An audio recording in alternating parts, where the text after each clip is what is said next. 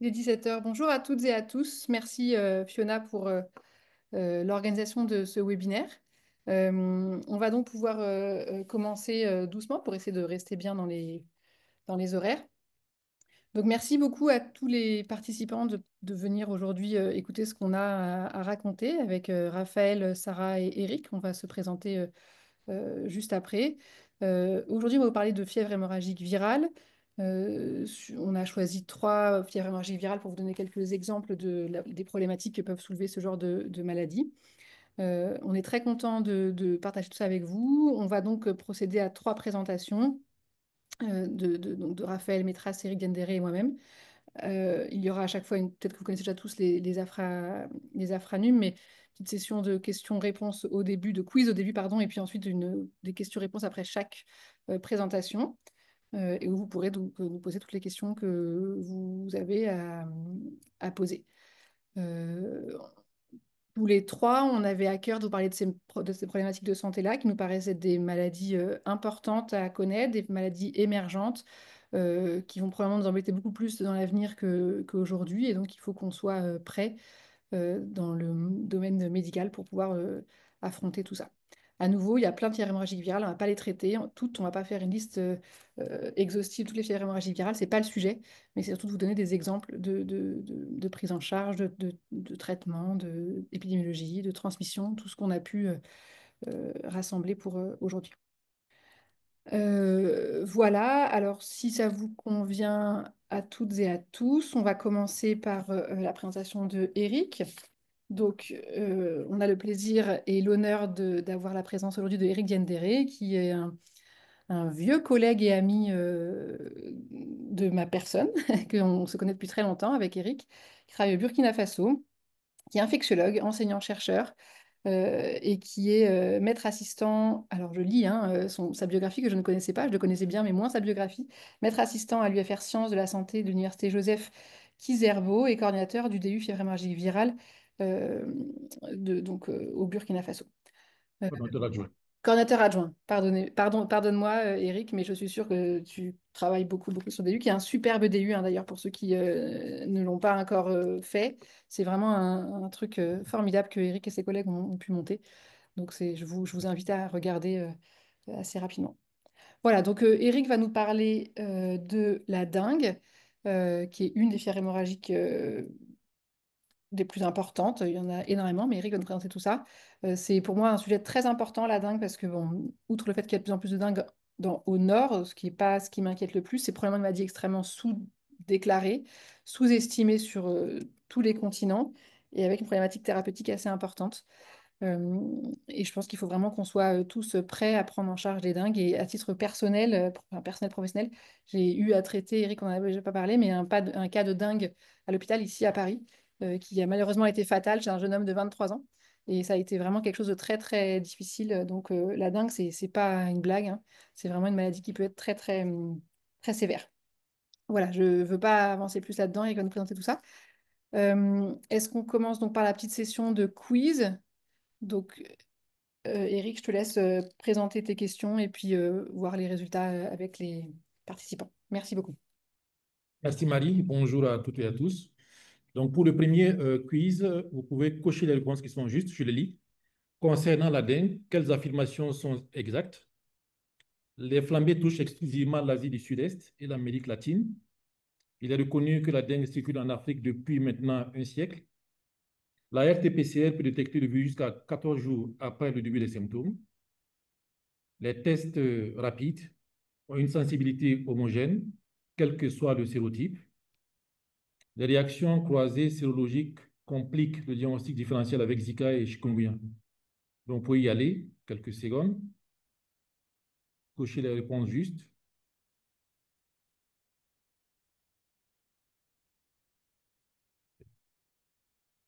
Est-ce qu'on a le moyen de contrôler, s'il te plaît, Marie, que... Ouais, moi non plus, je vois pas le pourcentage de remplissage, mais peut-être que tu peux lire la deuxième question et puis, Oui, c'est en haut de la boîte.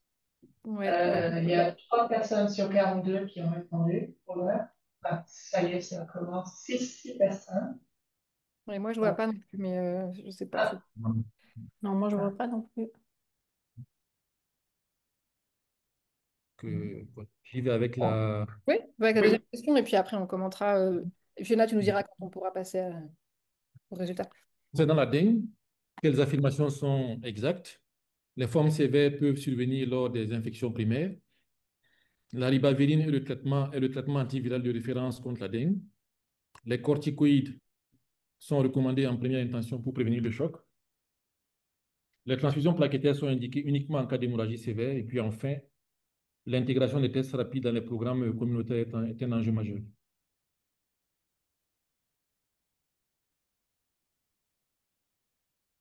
Quelques secondes.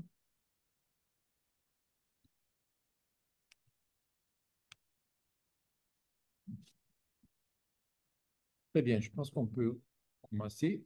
Ah, OK. Partager les résultats. Je pense que 86%, 71% pour les questions qui me semblent plutôt justes. C'est bien ça. On va revenir là-dessus. Les formes sévères peuvent survenir lors de la sélection primaire, c'est juste, 68%. Et puis, transfusion plaquettaire sont indiquées uniquement en cas d'hémorragie sévère. Alors, la ribavirine, on reviendra également là-dessus. Parfait.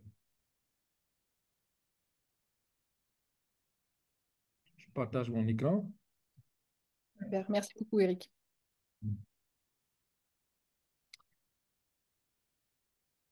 À nouveau, bonjour à toutes et à tous. Je veux mieux pour présenter le sujet sur la dengue, essentiellement à travers des aspects épidémiologiques, de diagnostic, de prise en charge. Et puis enfin, je vais aborder les enjeux diagnostiques et thérapeutiques.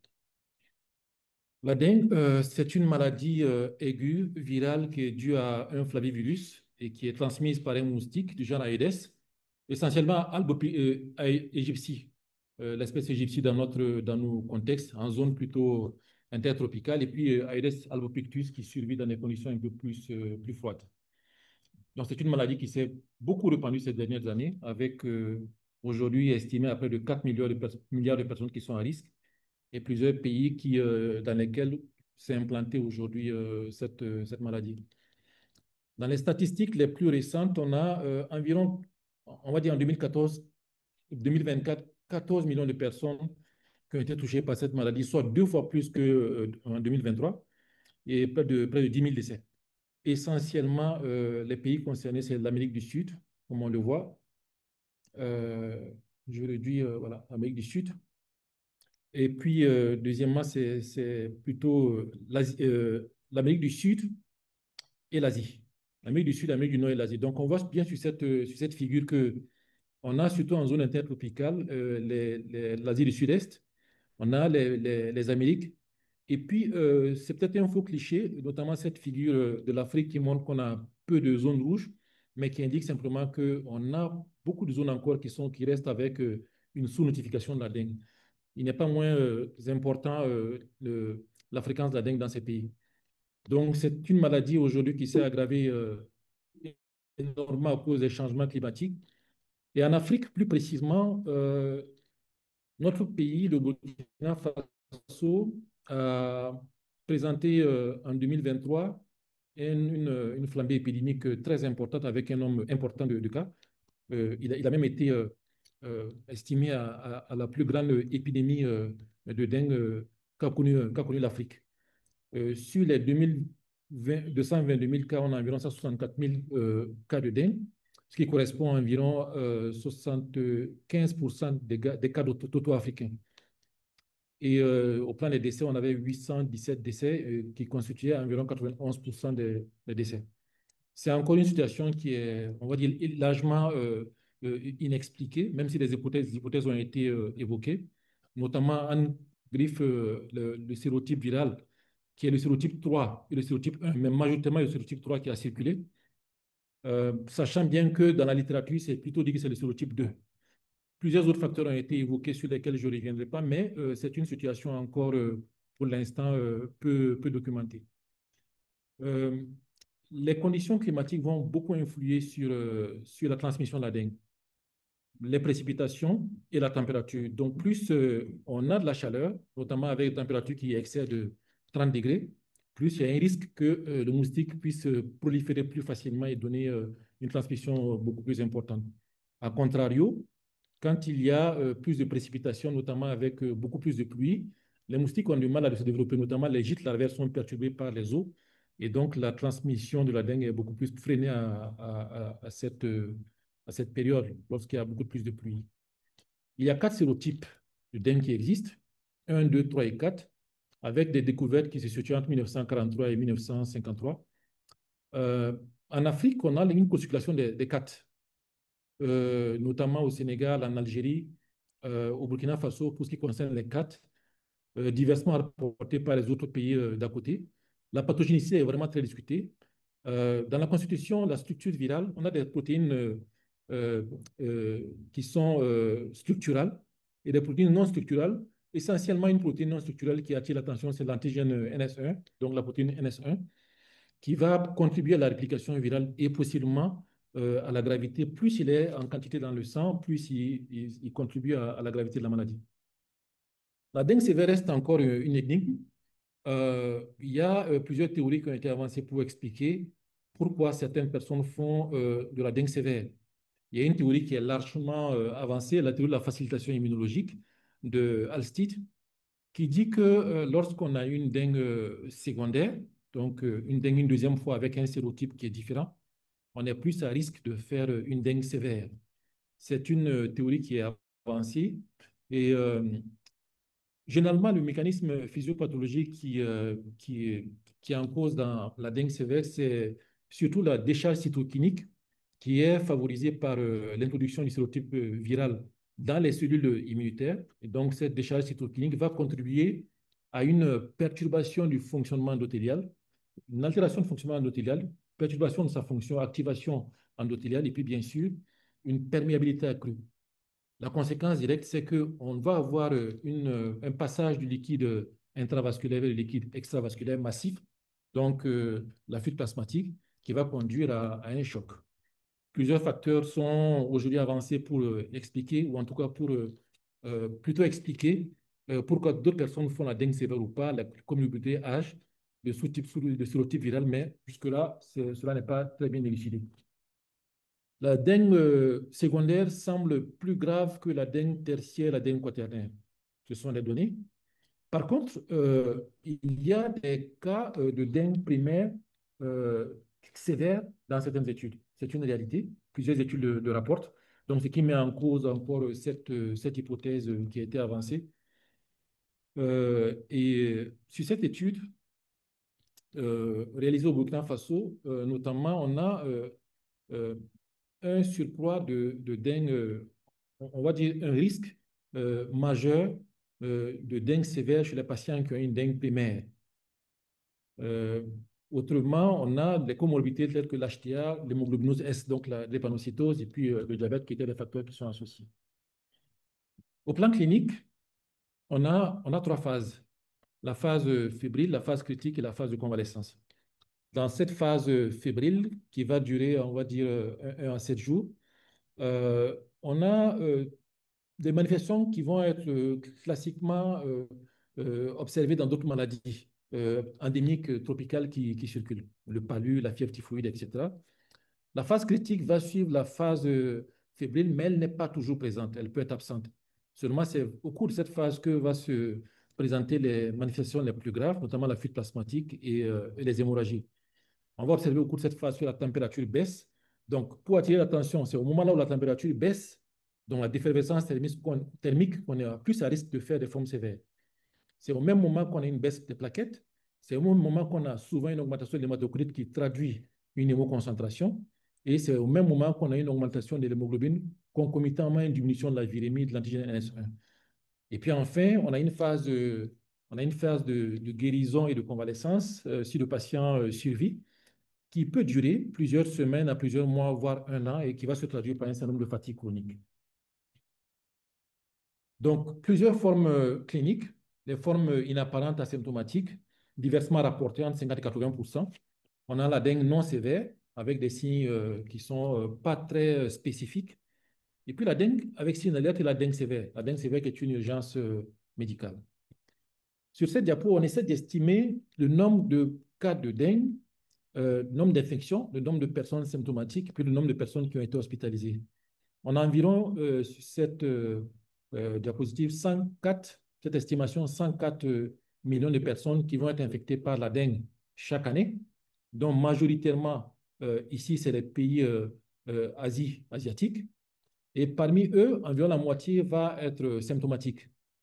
Et environ 4 millions va présenter des formes plutôt graves ou qui nécessitent une hospitalisation, donc majoritairement encore en Asie. Ces chiffres sont largement en deçà de ce qui est rapporté aujourd'hui comme statistique, qui montre qu'on a probablement beaucoup plus de cas de dengue sévère, de dengue qui nécessite d'hospitalisation que ce qui est rapporté. Les complications, c'est essentiel de comprendre les complications pour pouvoir les prendre en charge. La complication majeure, c'est la fuite plasmatique. C'est donc l'extravasation du liquide intravasculaire vers le milieu extravasculaire, notamment vers les séreuses, et qui va dans un premier temps entraîner un choc, mais qui, par des mécanismes de régulation de l'organisme, va essayer de compenser ce choc pour maintenir la tension artérielle à un bon niveau. Donc, on a une tension artérielle systolique qui va se maintenir, une diastolique qui va essayer de rattraper la systolique pour que la tension artérielle soit plutôt normale, ce qui va se manifester par une diminution de la différentielle. Donc, on va avoir une différentielle qui est inférieure à 20 mm de mercure habituellement et l'hématocrit. Il est essentiel vraiment de pouvoir reconnaître ce stade pour pouvoir prendre en charge correctement le patient, le perfuser correctement avant qu'on ne progresse vers le choc décompensé ou le choc hypotensif, avec les signes classiques qui sont retrouvés, le pouls filant, euh, la tension artérielle qui est basse, l'oligurie, les, les altérations de la conscience, etc. Deuxième manifestation, complication importante, ce sont les hémorragies, avec des mécanismes qui sont plutôt variés, mais qui sont multifactoriels, qui vont prendre en compte non seulement la thrombopénie, mais également l'activation de la coagulation, avec la CIVD qui va absorber tous les facteurs de la coagulation en intravasculaire et laisser le sang nu, et exposer le patient à faire des hémorragies qui sont soit internes ou extériorisées, et qui sont d'importance très variable. Et un fait majeur, ce sont les atteintes organiques, les atteintes encéphalétiques, le cœur, les yeux, notamment avec les atteintes oculaires qui étaient sous-estimées avant, mais qui semblent être plutôt importantes. Quels patients peuvent présenter une forme sévère? C'est une question également qu'on se pose. On a la recherche de biomarqueurs. La recherche la recherche de biomarqueurs qui puissent prédire les formes graves pourrait aider considérablement. Quels sont les biomarqueurs qui vont aider à dire qu'un patient peut présenter une forme grave? Les transaminases, donc l'élévation des transaminases, la CRP, l'interleukine 8 euh, et une diminution de l'albumine. Ce sont des données qui ont été rapportées sur une étude, donc c'est vraiment des données d'études, mais qui ne sont pas complètement validées par l'OMS. Une étude quand même de bonne qualité méthodologique, une méta-analyse qui prend en compte plusieurs études, 5900 patients avec dengue confirmés aux 4 premiers jours de la maladie et qui ont présenté une fuite plasmatique qui permet de dire effectivement, sur une soixantaine de biomarqueurs qui ont été évalués, peut-être il y a 3 ou 4 qui vont être des marqueurs prédictifs. Donc, c'est vraiment encore un- une piste de recherche très importante qui va beaucoup aider. La cinétique d'apparition d'un marqueur diagnostique. Les acteurs de santé ont souvent de la confusion sur cet aspect qui est pourtant extrêmement important, permet de poser le diagnostic et d'orienter correctement les patients. Alors, sur quoi on peut faire un diagnostic et à quel moment? Les 5 premiers jours, on a la présence du virus qui nous permet de dire soit j'isole le virus, donc le test d'isolement du virus, ou le génome, ou encore la présence de l'antigène NS1 me permet de poser le diagnostic plutôt de certitude les 5 premiers jours. En dehors et au-delà des 5 premiers jours, on a l'IgM, IgG, qui sont des tests sérologiques qui malheureusement vont poser beaucoup de problèmes avec dans le problème diagnostic avec les autres maladies qui existent, notamment Zika et chikungunya. On a plusieurs réactions croisées avec ces autres maladies. Donc, cela permet de répondre à la question qui a été posée tout à l'heure dans le QCM. Oui, avec Zika et chikungunya, on peut avoir des réactions croisées qui vont confondre le diagnostic. IgM et IgG positif ne veulent pas forcément dire qu'on est sur une dengue. Pour cela, il faut un test ELISA. Donc, plus on avance, moins on est moins précis dans le diagnostic. Il est important également de dire que les IgG vont être augmentés à un moment donné, notamment lors des dengues secondaires, plus augmentés. Et cette augmentation va être plutôt difficile à objectiver, notamment dans le contexte où le titrage des anticorps est plutôt difficile. Les classifications ont évolué. Euh, encore dans certaines, par expérience, on a tendance à voir encore dans certaines études ou dans certains centres de santé des praticiens qui utilisent l'ancienne classification de 97. On est passé à la nouvelle classification, l'ancienne ne donnant pas l'opportunité de pouvoir voir le spectre large qu'il y a entre les différentes complications de la dengue. On quitte la dengue hémorragique fébrile, la dengue avec syndrome de choc, vers une dengue avec plusieurs manifestations cliniques, plusieurs complications qui peuvent se présenter, notamment les complications organiques, atteintes hépatiques, atteintes neurologiques, atteintes cardiaques, qui n'étaient pas incluses dans l'ancienne classification. Donc, celle qui est utilisée actuellement, qui a privilégié, c'est la classification de 2009, qui donne l'avantage de pouvoir avoir un certain nombre de signes qui prédisent la dengue sévère et donc qui sont recherchés activement chez un patient. En 2025, tirant expérience de la prise en charge de la dengue dans les Amériques, il y a une classification actualisée qui a été proposée par l'OMS en début de cette année. Elle a l'avantage de dire qui doit être hospitalisé. Désolé, je ne peux pas vous aider à faire cela. Elle a l'avantage de dire qui doit être hospitalisé, qui ne doit pas être hospitalisé. Et donc, c'est un document qui peut être intéressant à retrouver sur Internet et à lire. Le traitement, la ribaviline, le sofosbuvir et autres antiviraux n'ont pas prouvé leur efficacité dans le traitement de la dengue. Donc aujourd'hui, c'est essentiel de savoir que pour la dengue, il n'y a pas de traitement antiviral spécifique. Le traitement de soutien, il est capital pour pouvoir prendre en charge le patient et sauver le patient. Ce traitement va comporter le traitement de la fièvre, des douleurs, le traitement de la déshydratation et de la fuite plasmatique, la transfusion plaquettaire sur laquelle on reviendra, et bien sûr la surveillance du patient. C'est un élément essentiel, la surveillance du patient, pour pouvoir identifier les signes d'alerte et les prendre en charge le plus tôt possible. Les antipyrétiques qui peuvent être utilisés, ou les antalgiques, c'est le paracétamol, qui est largement utilisé d'ailleurs, mais devant lequel, le paracétamol, on a souvent quelques contraintes. La principale contrainte, c'est le patient qui présente une cytolyse hépatique, pour lequel on a du mal à prescrire ou à traiter avec du paracétamol. Ce n'est pas une contre-indication qui est absolue. On peut utiliser du paracétamol, mais à condition qu'on puisse espacer les doses ou à diminuer les doses. C'est assez délicat. Il y a un deuxième médicament, notamment le métamizole, qui est un ancien médicament qui ressort des tiroirs, qui avait été plutôt mis de côté à cause de ses effets indésirables hématologiques, notamment une aplasie médulaire. Mais aujourd'hui, avec l'expérience sud-américaine peut être utilisée comme antalgique ou antipyrétique. Donc, c'est une alternative possible au paracétamol. Une des contre-indications, ce sont les AINS. C'est efficace, c'est sûr, d'autres l'utilisent, fièvre, douleur. Par contre, il y a plusieurs inconvénients. Et un inconvénient majeur des AINS, c'est l'agrégation plaquettaire qui va être perturbée et c'est le risque hémorragique qui va exister. C'est la même chose pour les corticoïdes, qui sont aussi des médicaments qui de plus en plus sont utilisés et qui continuent d'ailleurs à être évalués.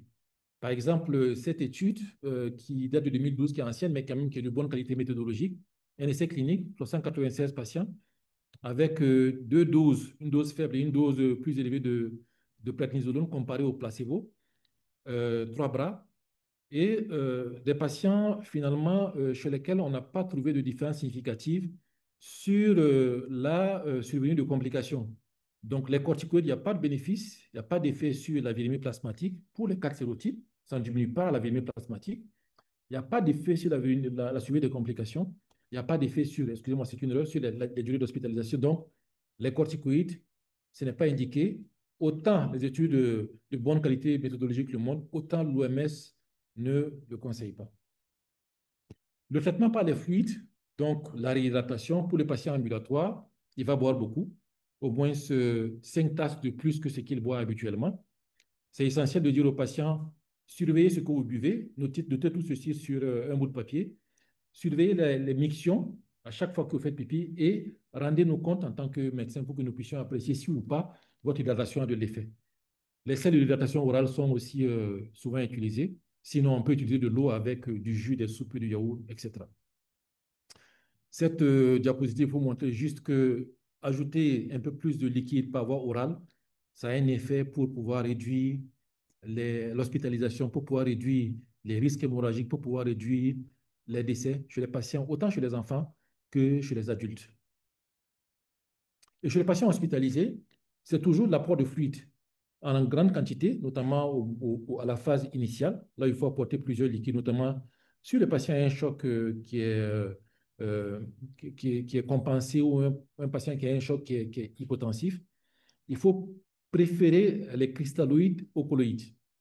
La hydratation, il y a des schémas qui sont proposés, 5 à 10 millilitres, 10 à 15 millilitres. Il y a des schémas qui sont proposés. Mais le plus important, c'est de guider les volumes à apporter en fonction de la réponse clinique du patient. Donc, soit la réponse clinique, c'est la diurèse, l'hémodynamique, soit biologique, l'hématocrite. On a le temps de remplissage capillaire qui est également un élément important, mais également le test d'élévation passive des jambes qui va nécessiter qu'on utilise de l'échographie pour pouvoir apprécier si ou pas la quantité de liquide apportée a de l'effet. Sinon, si ça n'a pas d'effet, il faut utiliser les amines vasopressives et la place du patient semble meilleure en réa en ce moment. Les hémorragies, que faire, notamment pour la transfusion plaquettaire? C'est une question des QCM qui ont été posées. Ce n'est pas aujourd'hui indiqué de faire une transfusion prophylactique pour un patient qui présente la dengue. La seule indication de la transfusion prophylactique des plaquettes, c'est un patient qui a une hémorragie qui est active, un saignement qui est actif, ou un patient qui doit être opéré avec une thrombopénie qui est inférieure à 10 000. Et puis, je parlerai également de tout ce qu'on utilise comme thérapie alternative, les feuilles de papaye, les feuilles de Nîmes et autres thérapies qui sont utilisées en Afrique, pour lesquelles, notamment, cette étude est un bon exemple, qui est une méta-analyse également, qui permet de dire que ça n'a pas d'effet évident sur l'efficacité, sur la mortalité, sur l'hospitalisation. Quelques études montrent qu'il y a peut-être un effet sur l'augmentation des plaquettes, mais ce n'est pas les plaquettes qui font la gravité de la dengue. Je termine par les enjeux. Les enjeux majeurs, un enjeu majeur, c'est qu'on puisse détecter précocement la dengue. Précocement, ça va éviter que le patient ne prenne trop de médicaments, ne fasse beaucoup de signes de gravité ou de complications, notamment comme ce qui a été observé au Burkina, une cytolyse hépatique majeure, des insuffisances rénales, souvent avec la dialyse. Même s'il n'y a pas de lien de cause à effet, il est possible que la surmédication avec les médications prises à la pharmacie, en automédication ou encore tout ce qui est thérapie alternative puisse avoir un effet sur cela. D'autres enjeux, c'est qu'on puisse avoir des tests qui soient accessibles, qui soient fiables, qui soient disponibles pour pouvoir faire le diagnostic assez rapidement. C'est aussi la recherche sur les antiviraux. C'est l'hydratation qui reste un enjeu majeur et un défi parce que l'hydratation et une bonne hydratation va permettre de réduire la mortalité de 20% à 1%. Bonne hydratation, bonne prise en charge va réduire la mortalité. Les thérapies qui ont été évaluées, il y en a plusieurs. Il y a les antiviraux, il y a d'autres médicaments. Mais on est encore dans une vision là où on n'est pas sûr que même en ayant des antiviraux, le patient va être sauvé parce que le plus souvent, les patients viennent tard, à la phase inflammatoire. La phase virale est passée. Une fois la phase virale passée, les antiviraux ne vont pas marcher. Donc, il y a encore des études à faire pour savoir quelles sont les raisons ou comment il faut procéder pour que le patient vienne plus précocement en hospitalisation. Et enfin, je parle des vaccins, dont il y a deux principalement. D'un vaccin de Sanofi, 3 doses espacées de 6 mois, mais qui n'est pas très utilisé parce que plusieurs contraintes. Il faut un dépistage prévaccinal avant de l'utiliser à cause du risque de la facilitation immunologique et de dégâts secondaires qui peut arriver. Et le Qdenga de Takeda, qui est un vaccin beaucoup plus récent, qui a plusieurs avantages, qui est plus utilisé notamment dans les pays d'Amérique du Sud, Argentine, Brésil, et d'autres pays, et qui a quand même des bénéfices. Alors, il est utilisé à partir de 8-9 ans, deux schémas, souvent 4 ans, deux schémas à deux doses espacées de 3 mois et qui donnent plutôt de bons résultats. Je termine en disant que la dengue, c'est une menace mondiale. Il y a plusieurs enjeux diagnostiques et notamment sur la précocité du diagnostic qui va aider à un meilleur succès de la prise en charge. Il y a plusieurs enjeux thérapeutiques, notamment dans la recherche sur les antiviraux, les vaccins et puis les protocoles de soins. Mes remerciements à Fravi pour nous avoir permis de présenter ce travail et à nos encadreurs de maîtres de Ouaga et puis bien sûr toute l'équipe de coordination du DE qui nous aide pour mieux apprendre et davantage renforcer nos connaissances sur l'effet hémorragique viral. Merci. Merci beaucoup, Eric, pour cette très belle présentation et pour avoir parfaitement respecté le temps qui t'était imparti. Donc maintenant, on va pouvoir répondre à quelques questions. Donc vous pouvez ou lever la main ou poser vos questions dans le truc en bas qui s'appelle Q&R, questions et réponses, si je parle bien anglais. Donc voilà, n'hésitez pas, on est à votre disposition. Donc je crois qu'il y a Émile qui a levé la main. Oui, il faut juste activer le micro, s'il vous plaît, Émile. Sinon, on ne peut pas vous entendre. En quoi consiste le test le test de main levée, le test de l'élévation passive des jambes? Hein? Allô? Oui, j'ai compris. C'est le test d'élévation passive des gens va consister à pouvoir mesurer les volumes intracardiaques, la fraction d'éjection ventriculaire, donc notamment d'abord en position assise, en position normale. Ensuite, on allonge le patient, on soulève ses jambes pendant quelques secondes, on fait la même mesure et on apprécie pour voir si le patient, si les indicateurs de bon fonctionnement cardiaque sont restaurés ou pas. Si c'est restauré, ça veut dire qu'en apportant beaucoup plus de liquide, on peut restaurer la volumétrie du patient. Si jamais, malgré cette manœuvre, les indicateurs ne sont pas améliorés, cela veut dire qu'il faut traiter le patient avec des drogues vasopressives. J'espère que c'est Merci clair. beaucoup. Merci, merci. Merci, Émile. Il y a une question aussi de Sidi. Vous pouvez activer votre micro, Sidi, si vous voulez poser votre question. Non, on ne vous entend pas pour l'instant.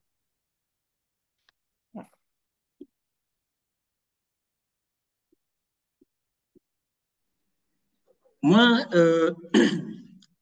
je suis médecin de formation.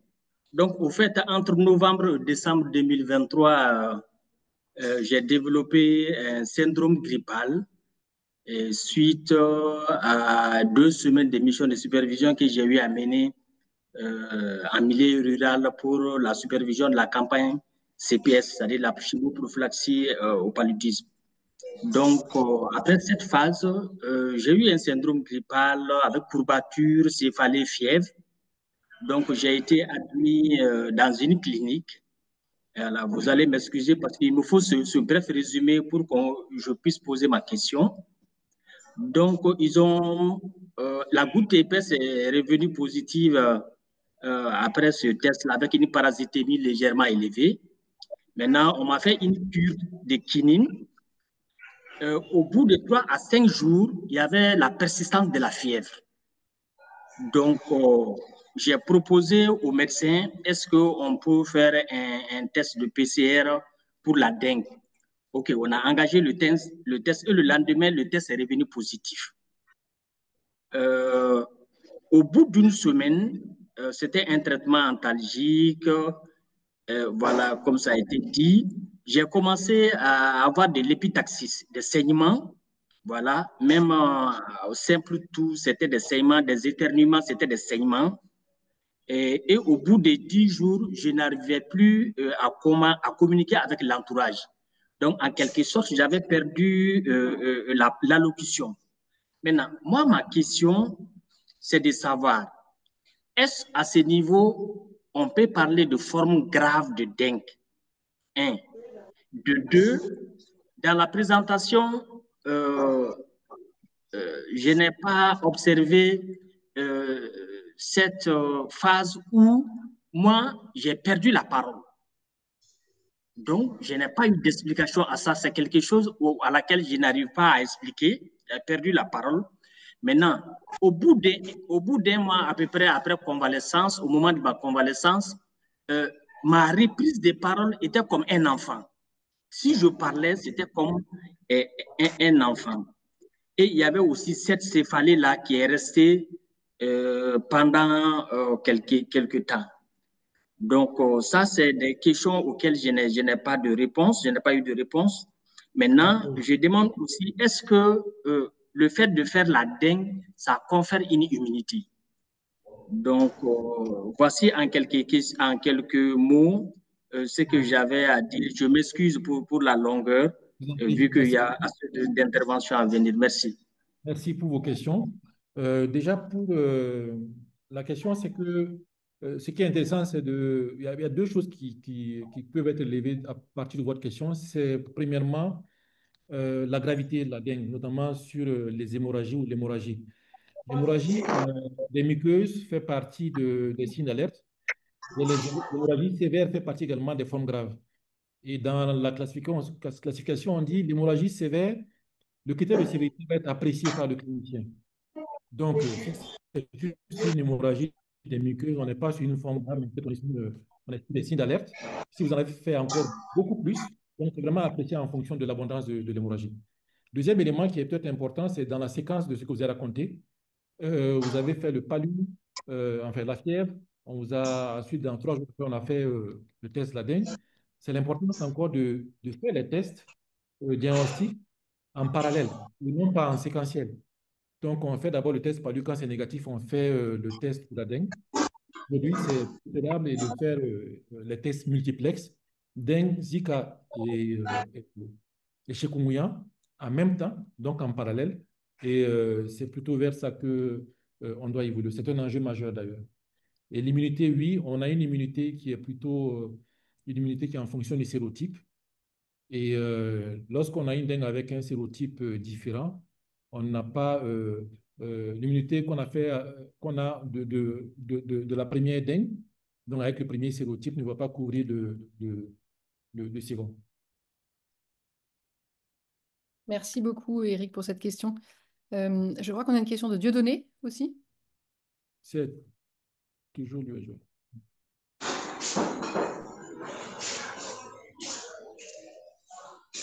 Dieudonné, vous avez une question?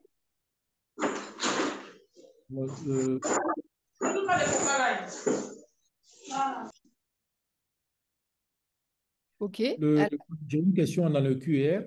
Ah oui. Vas-y. Notamment sur la dengue et les facteurs qui sont associés au retard à la consultation. C'est une piste de recherche, c'est important.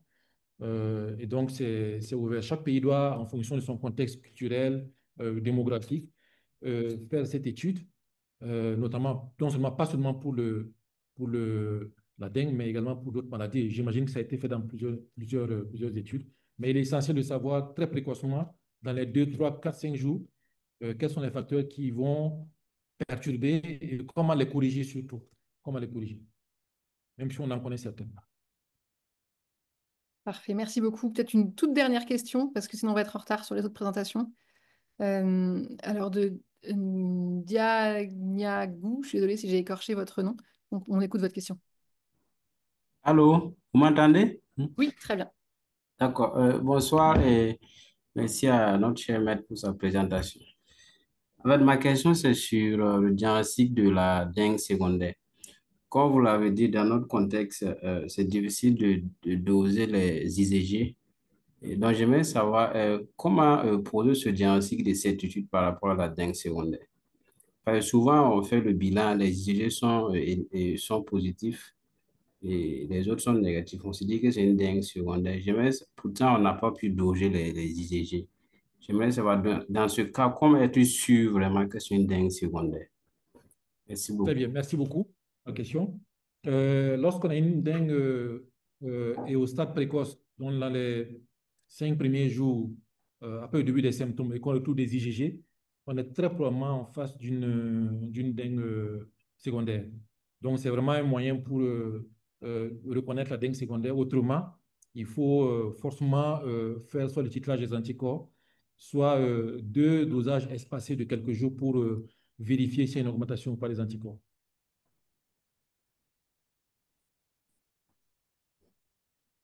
Ok, parfait. Merci. Oui, alors Euh, Mohamed, je suis désolée, Mohamed, on va devoir avancer un petit peu. Peut-être vous pouvez écrire votre question et ou l'écrire au docteur Diendéré éventuellement par ailleurs, sinon on va se retrouver en retard. Éventuellement, gardez-la pour la fin, peut-être s'il y a encore un peu de temps. Et donc, on continue, Raphaël. Bon, très bien, merci beaucoup. C'est à mon tour d'avoir l'honneur de présenter docteur Marie Jaspard, qui va faire sa présentation maintenant et qui a aussi donc organisé cette session sur les fièvres hémorragiques virales. Donc, docteur Jaspard est médecin infectiologue, spécialiste des fièvres hémorragiques virales. Elle est praticien hospitalier à l'hôpital Saint-Antoine à Paris, mais aussi chercheuse à l'Institut Pierre-Louis d'épidémiologie et santé publique et enseignante à Sorbonne Université. Donc voilà, grande expérience. Et en fait, elle a aussi réalisé plusieurs missions humanitaires avec MSF, Alima ou la Croix-Rouge française. Donc Marie, je te laisse la main. Merci beaucoup, Raphaël. Donc, nous, on va parler ensemble de fièvre de Lassa, si ça vous convient. Je vous ai mis quelques petites questions pour voir ce que votre niveau de connaissance sur le sujet. Donc, d'après vous, quel est le réservoir du virus de la fièvre de Lassa? Est-ce que c'est le moustique tigre, le rat multimamelle ou la chauve-souris? Donc, je vois toujours pas les réponses, mais Fiona, tu nous orienteras. Et quel est le traitement actuel de la fièvre de Lassa? La ribavirine, le tenofovir ou le remdesivir? Allez-y, n'hésitez pas. Évidemment, on répondra à ces questions ensuite. Donc, Fiona, quand tu as assez de réponses, Chopin, ok. Donc, tout le monde y va là. On est à 23, 36%, à 40%, je l'arrête. Personne ne vous en veut, bien sûr, si vous n'avez pas la bonne réponse. C'est normal, c'est pour ça que vous êtes venu aujourd'hui. Donc, il n'y a aucun souci. On pourra, on pourra discuter des réponses ensemble juste après au résultat. Voilà, tu as les résultats. Merci beaucoup. Donc, moustique tigre, alors on est plutôt sur la dengue, justement, avec le moustique tigre, hein. Vous en avez parlé juste avant avec Dr Diane Derré. La chauve-souris, c'est plutôt Ebola, qui transmet la chauve-souris, mais pas que, mais en tout cas Ebola ou la fièvre de Marbourg. Et nous, effectivement, là, ça, on travaille avec le rat multimamelle, qui est le vecteur de la fièvre de Lassa. On va en discuter juste après. Le traitement, effectivement, vous êtes assez nombreux à avoir bien identifié que le traitement, c'est la ribavirine, et pas ni le tenofovir ni le remdesivir. Pour l'instant, en tout cas, ces 2 molécules n'ont pas du tout prouvé leur efficacité. Donc, on va reparler de tout ça dans la présentation que je vais vous partager tout de suite. Hop. Donc, j'espère que vous voyez correctement mon écran. Euh, donc, parlons fièvre de la Sarre. Je vous ai remis ici le tableau pour que vous l'ayez un petit peu en tête des différentes fièvres hémorragiques virales. Attendez, je vous vois vous. Hop, voilà. Euh, Eric a parlé de la dengue, donc qui est dans la famille des flavivirus que vous voyez ici, là, la première ligne. Euh, Raphaël et Sarah vont vous parler ensuite de la fièvre de Crimée-Congo que vous voyez ici dans la ligne des Bunyaviridae, qui comporte plusieurs virus que vous voyez listés ici. Là, ça, c'est un arénavirus, c'est la ligne que j'indique avec ma flèche ici, qui comporte d'autres arénavirus que vous connaissez probablement moins bien et qui sont assez peu pathogènes finalement. Et enfin, il y a la famille des filovirus, qui sont les virus Ebola et Marbourg, et eux qui se transmettent par les singes notamment et les chauves-souris. Donc, juste un petit tableau récapitulatif. Hop. Des fièvres hémorragiques virales. Donc là, ça, c'est donc un arénavirus. C'est ça, le rat multimamelle, c'est la petite souris que vous voyez ici, là. Et ce réservoir-là, qui s'appelle de manière un peu scientifique le Mastomys natalensis, se promène dans les habitations, dans les zones plutôt rurales, et fait ses excréments généralement sur la nourriture qui sèche au soleil. Vous reconnaissez ici le manioc qui sèche devant les habitations. Et donc, dans les excrétas de ce petit rat se trouve du virus qui va donc contaminer la nourriture et faire des cas de fièvre de Lassa dans la communauté. Il y a une transmission qui serait interhumaine, une interhumaine qui existerait, qui est surtout nosocomiale, donc au sein de l'hôpital, au cours d'interventions chirurgicales notamment. Et après, il y a une grande discussion autour de la transmission communautaire, donc en contact entre les gens dans la communauté. On a du mal à estimer l'importance de cette transmission-là. Elle existe certainement, mais c'est probablement pas le mode de contamination principal. Cette diapo pour montrer les différentes souches, à surtout ne pas retenir par cœur, c'est juste que historiquement c'est assez intéressant. Lassa, c'est la première souche identifiée de la fièvre de Lassa, c'est la souche 1 que vous voyez ici dans la ville de Lassa. Et c'est pour ça qu'évidemment ce virus a ce nom-là. Et ensuite, les souches 2 et 3 qui se passent principalement au Nigeria. Vous voyez sur cette carte que vraiment le hotspot de la fièvre de Lassa, c'est le Nigeria, avec la majorité des cas qui se passent au Nigeria. Et ensuite, toute une partie plus à l'ouest de l'Afrique de l'Ouest, qu'on appelle les pays de la Mano River, donc Libéria, Sierra Leone et Guinée, qui sont eux plutôt infectés avec la souche numéro 4, qui semble être plus sévère que les souches numéro 2 et numéro 3. Bon, on n'est pas sûr que cette sévérité accrue soit complètement certaine. C'est peut-être un niveau de soins qui est moins expérimenté, vu que le Nigeria rassemble la majorité des cas. Et puis après, il y a des souches 5, 6, 7 qui ont émergé au fur et à mesure du temps, mais qui sont assez anecdotiques pour l'instant. Donc, on en a parlé de ce réservoir. Ce réservoir, ce qu'il a d'intéressant, c'est que quand il pleut, il reste dans la forêt et il mange dans la forêt, il se prend manger dans la forêt. Et quand la saison devient sèche, il n'y a plus rien dans la forêt à manger, il n'y a plus rien autour des villages. Donc, il rentre dans les villages chercher à manger. Et c'est là qu'il contamine les gens. Et vous allez voir sur la courbe épidémique que c'est vraiment extrêmement lié avec le climat. La découverte récente qui nous arrange pas trop, c'est qu'on se rend compte que finalement le natalensis que vous voyez sur cette image-là a l'air de vouloir transmettre et d'être capable de transmettre le virus à d'autres formes de rats qui circulent dans d'autres régions. Donc, bon, des rats, il y en a partout. Si effectivement tous les rats peuvent être contaminés et peuvent se contaminer entre eux, c'est sûr qu'on risque dans ce cas précis une diffusion importante du virus parmi le réservoir rongeur. Sur le plan épidémiologique, vous voyez que pour l'instant, ça touche vraiment que l'Afrique de l'Ouest, hein. C'est une maladie très localisée pour l'instant et j'espère que ça va le rester, mais c'est pas complètement certain. Pour l'instant, jusqu'ici, l'OMS déclarait un peu plus de 300 000 cas par an et 5 000 décès par an, avec des chiffres qui sont extrêmement peu documentés à ce moment-là. Donc, c'est une estimation très vague. Une mortalité jusqu'à 60%, alors on va en reparler après. C'est ce que, tout ça, c'est des chiffres déclarés par l'OMS à un moment donné où finalement on ne connaissait pas grand-chose sur la fièvre de Lassa. Depuis, il y a beaucoup d'éléments qui sont venus étoffer un peu ces chiffres. Et notamment cette modélisation qui a été faite par des collègues dont c'est le métier, hein. Et donc, ce qu'ils font, bah, moi, j'ai toujours un petit peu de mal avec ça, mais ce qu'ils font dans ce cas précis-là, c'est qu'effectivement, ils essayent de retrouver des éléments environnementaux, des éléments venant d'études de séroprévalence chez les humains et de présence du vecteur dans la communauté et de présence de virus chez les vecteurs. Ils moulinent tout ça par des éléments extrêmement mathématiques, extrêmement compliqués que je ne pourrais absolument pas vous décrire. Et une modélisation en sort avec une estimation du nombre de cas par an entre 800 000 et 4 millions, ce qui est énorme comme chiffre, avec une mortalité estimée à 2% et donc 18 000 décès par an. Donc moi, j'ai pris cette étude avec beaucoup de pincettes parce que je ne les vois pas, les 18 000 décès par an, alors que je passe quand même beaucoup de temps en Afrique de l'Ouest pour traiter les patients fièvre de Lassa. Donc voilà, je pense que la vérité est probablement au milieu. On n'est probablement pas à 20 000 morts par an, mais on n'est probablement pas non plus à 5. Donc voilà, il faut encore qu'on avance sur la description épidémiologique de cette maladie et il y a des études en cours qui vont pouvoir nous aider à répondre à ces questions exactement.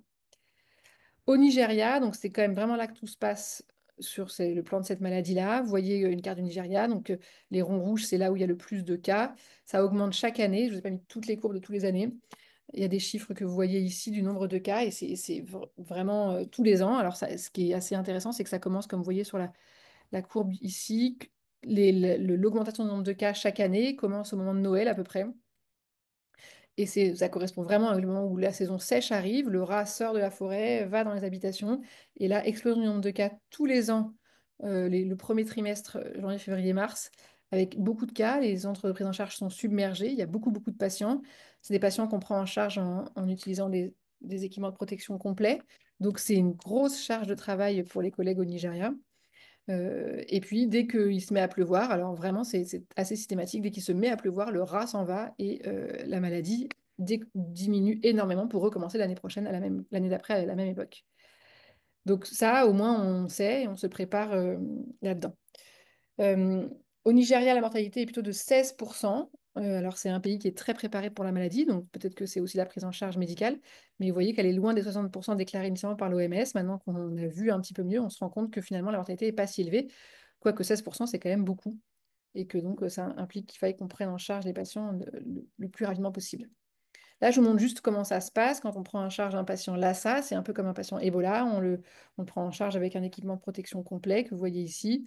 Ça complique énormément la prise en charge, comme vous imaginez, parce que pour vous habiller comme ça, il faut bien 10-15 minutes. Pareil pour vous déshabiller. Donc, si vous avez 20 patients à voir à l'intérieur, autant vous dire que c'est quand même un petit peu compliqué. On va en reparler, mais le problème de la fièvre de Lassa, c'est le rein.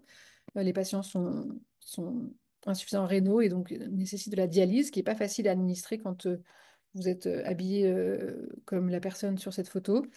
Et puis, vous voyez ici le centre de Owo, qui en fait est un des deux grands centres au Nigeria qui prend en charge les patients Lassa. Donc, c'est une incubation assez courte, 2 à 21 jours. Beaucoup de pharma symptomatiques, mais que du coup, nous, on ne voit jamais à l'hôpital. Et donc, c'est à peu près comme beaucoup de fièvre hémorragique virale, syndrome grippal, troubles digestifs assez importants, des signes d'hémorragie. Le rein est vraiment un des organes les plus touchés par la maladie Lassa. Il y a un petit peu de cytolyse hépatique. Et puis après, il peut y avoir effectivement troubles neurologiques, chocs et décès. Alors, toxicité accrue chez les femmes enceintes, c'est pas complètement vrai. C'était ce qu'on croyait pendant des années. Et puis là, plus le temps passe, plus on se rend compte que quand on les prend bien en charge, finalement, elles n'ont pas une mortalité plus importante que les autres. Donc là, c'est juste une cohorte qu'on a mis en place donc, au sud du Nigeria. Je vous remets la même chose que ce que je viens de vous dire. Les troubles digestifs sont importants. Donc, si vous avez un patient qui revient du Nigeria avec de la fièvre et des troubles digestifs, pensez à l'ASA quand même, parce que c'est quand même un des symptômes assez central. Nous, on a une mortalité même encore plus faible dans notre cohorte, là, à 12%, parce que voilà, on fait une prise en charge symptomatique efficace, et puis des saignements, mais pas systématiques. Vous voyez, dans à peu près une vingtaine de pourcents des cas. Et puis sur le plan biologique, il y a des thrombopénies, pas systématiques non plus. Une cytolyse hépatique qui est très fréquente, hein. Plus le temps passe, plus on se rend compte qu'elle est plus fréquente que ce qu'on voit ici. Et puis cette fonction rénale qui grève vraiment le pronostic, qui indique vraiment que le patient va se dégrader. Et ça, c'est vraiment un vrai enjeu pour la prise en charge parce que les dialyses, dans certains contextes un peu reculés, dans des contextes aussi d'habillage de protection, c'est vraiment très difficile à administrer. Tous les patients reçoivent actuellement donc de la ribavirine, hein, c'est le traitement, alors je dirais pas recommandé, mais de référence, le seul traitement qui est et qui a prouvé une efficacité il y a quelques dizaines d'années. Vous voyez aussi dans cette étude qu'il y a 8% des patients qui ont reçu une dialyse et parmi eux, plus de la moitié sont décédés. Donc clairement, quand on a une atteinte rénale, le pronostic est engagé.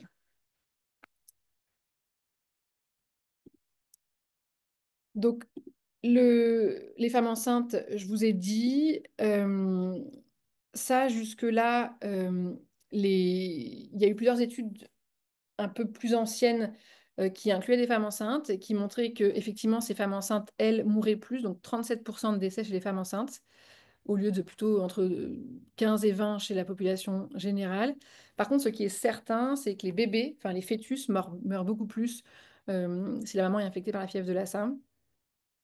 Euh, ce qui était intéressant de voir, en fait, c'est que les mamans qui arrivent avec un fœtus décédé avaient, elle, la maman, donc un très grand risque de décéder est bien plus important que celle qui arrivait avec une grossesse évolutive. Donc, je suis désolée, c'est un petit peu sordide, mais la morale de cette histoire de grossesse, c'est là ça, c'est que si une maman enceinte, une femme enceinte, pardon, arrive avec une fièvre de Lassa, il faut regarder si le fœtus est vivant. S'il est vivant, eh ben, on peut tenir tout ça avec des soins de support. S'il est décédé, il faut impérativement l'extraire très rapidement, parce qu'il semblerait que le fœtus relargue, par le placenta évidemment, une grosse quantité de virus, qui fait que vous n'allez jamais réussir à contrôler la virémie dans ce contexte précis. Donc, évacuation du fœtus décédé très rapidement si la maman est atteinte de fièvre de Lassa. Nous, sur notre cohorte qu'on a fait au Nigeria, on a une mortalité fétale qui est la même, hein, donc plus de 50% des bébés sont décédés. Par contre, les mamans sont mortes plutôt moins souvent que la population générale. Alors, on les a vraiment bichonnées, vous imaginez bien, ces mamans. Et donc, effectivement, on a eu pas mal on a eu des grossesses évolutives et puis on a eu très peu de mortalité chez les mamans. Donc, je pense qu'avec des soins de support de qualité, on peut récupérer les mamans. En évacuant les fœtus décédés, on les récupère mieux. Et par contre, la mortalité fétale est assez importante. Le diagnostic est fait par une PCR, donc je ne vais pas revenir dessus, c'est comme pour toutes les maladies virales que vous connaissez déjà. Il y a de plus en plus de PCR là, ça disponible sur le continent africain et c'est une bonne chose. Donc c'est de plus en plus facile de le diagnostiquer. Et sur le plan du traitement, donc c'est la ribavirine. Alors le traitement ribavirine, c'est un traitement qui a été mis en évidence. Oui, je suis à peu près encore bien. Je regardais le temps, excusez-moi. Qui a été mis en évidence, enfin, dont l'efficacité a été prouvée par ce monsieur-là, monsieur McCormick, en 1986. Donc ça date pas d'hier quand même. Et il a publié ça dans le New England Journal of Medicine. Et donc, quand vous regardez les résultats, vous voyez très rapidement que en l'absence de traitement, 55% de décès, alors qu'avec la ribavirine IV ou Péros, on est à 14 ou 19% de décès. Donc, Monsieur McCormick conclut son papier en disant ça marche très bien, c'est effective thérapie, la ribavirine marche très bien, on peut sauver des patients et c'est super. Donc, tout le monde est resté basé sur ce papier et à juste titre pendant des années. Et le Nigerian CDC recommande donc ce médicament-là pour la prise en charge de la fièvre de Lassa au Nigeria. Le problème, c'est qu'à un moment donné, alors là c'est Alex Salam, mais nous on a fait la même démarche, on a commencé à s'interroger sur ce papier et puis notamment on l'a lu en entier le papier et pas uniquement l'abstract. Et en lisant le papier, on s'est dit il y a beaucoup d'incohérences épidémiologiques et scientifiques dans la description du papier. On a vraiment du mal à pouvoir conclure sur l'efficacité de la ribavirine avec ce papier-là. Et donc, Alex Salam, donc un collègue anglais, a récupéré les données de McCormick, hein, vous voyez sur le tableau de droite, récupéré les données de McCormick, a réanalysé tout ça. C'est ce qu'il a fait donc la partie basse du tableau que vous voyez ici. Et il a tout réanalysé pour voir si, avec les données de McCormick de 1986, en réanalysant ça à la lueur de nos connaissances aujourd'hui et des méthodes statistiques un peu différentes, il voyait cette supériorité de la ribavirine et la réponse est que non. Globalement, la ribavirine n'est plutôt pas tellement efficace, voire plutôt délétère, surtout chez les patients qui ont des enzymes hépatiques à peu près normales. Et donc, on a commencé à questionner la ribavirine, à se dire c'est peut-être pas le meilleur traitement. Les Allemands ont eu le même questionnement, donc tout le monde a commencé là, il y a quelques années à s'interroger là-dessus.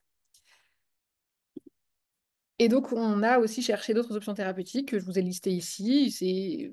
Tout ça, c'est des projets en cours, hein, c'est de la recherche, donc on n'est pas encore arrivé. Vous voyez que là, il y a le favipiravir qui est un antiviral. Pareil, ce médicament-là, ARN 7539 et LHF 535, pardon, ce sont deux molécules antivirales qui sont développées juste pour la fièvre de Lassa. Donc, c'est intéressant et il faut qu'on continue à investiguer. Je vais vous expliquer comment on va faire. Et puis, des anticorps monoclonaux, hein, il y en a partout maintenant. Donc, il y en a aussi un qui est développé pour la fièvre de Lassa, pour lequel, pour l'instant, il n'y a aucune étude clinique. Donc, on va y revenir, hein, mais ça, c'est des médicaments qui sont, comme on dit, dans le pipe et qu'on va peut-être pouvoir investiguer à la suite. Donc, on a créé ce consortium pour essayer de comprendre et d'évaluer donc des médicaments autres que la ribavirine sur la fièvre de Lassa. Et donc, l'essai va se dérouler là, donc au sud du Nigeria. On va ouvrir probablement un site aussi au nord du Nigeria et un site au Libéria. Je ne sais plus si je vous ai mis une carte, voilà, ici.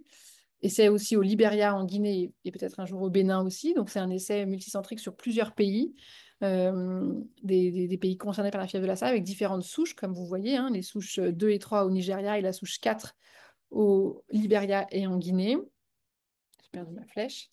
Et donc, l'idée, là, pour l'instant, c'est d'évaluer donc la ribavirine comme bras contrôle. Pour l'instant, on ne peut pas imaginer de faire un essai thérapeutique sans la ribavirine parce que les collègues qui traitent les patients refusent de placebo à juste titre.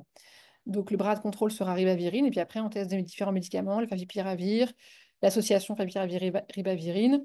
On évalue la dexaméthasone. Alors, évidemment, quand je vois les données de Eric sur la dexaméthasone, enfin sur les corticoïdes et la dingue, ça m'inquiète un petit peu pour ce bras-là. Et puis, on évaluera aussi les autres médicaments antiviraux dans les mois et années à venir. Donc, l'idée, c'est d'avoir un essai plateforme dans lequel on puisse rentrer des médicaments et sortir rapidement si jamais ils ne fonctionnent pas pour évaluer le plus possible de médicaments et pouvoir répondre à la question comment traiter actuellement la fièvre de Lassa. Sur le plan des vaccins, pour finir, donc, il y a plusieurs vaccins qui sont en cours d'évaluation.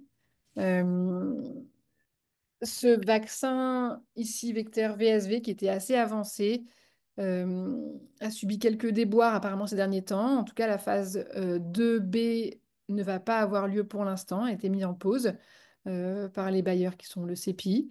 Donc, on n'a pas le résultat de la phase 2A pour l'instant, mais voilà, il se passe probablement quelque chose qu'il faut qu'on comprenne. Et puis, il y a d'autres médicaments, d'autres vaccins, pardon, qui ont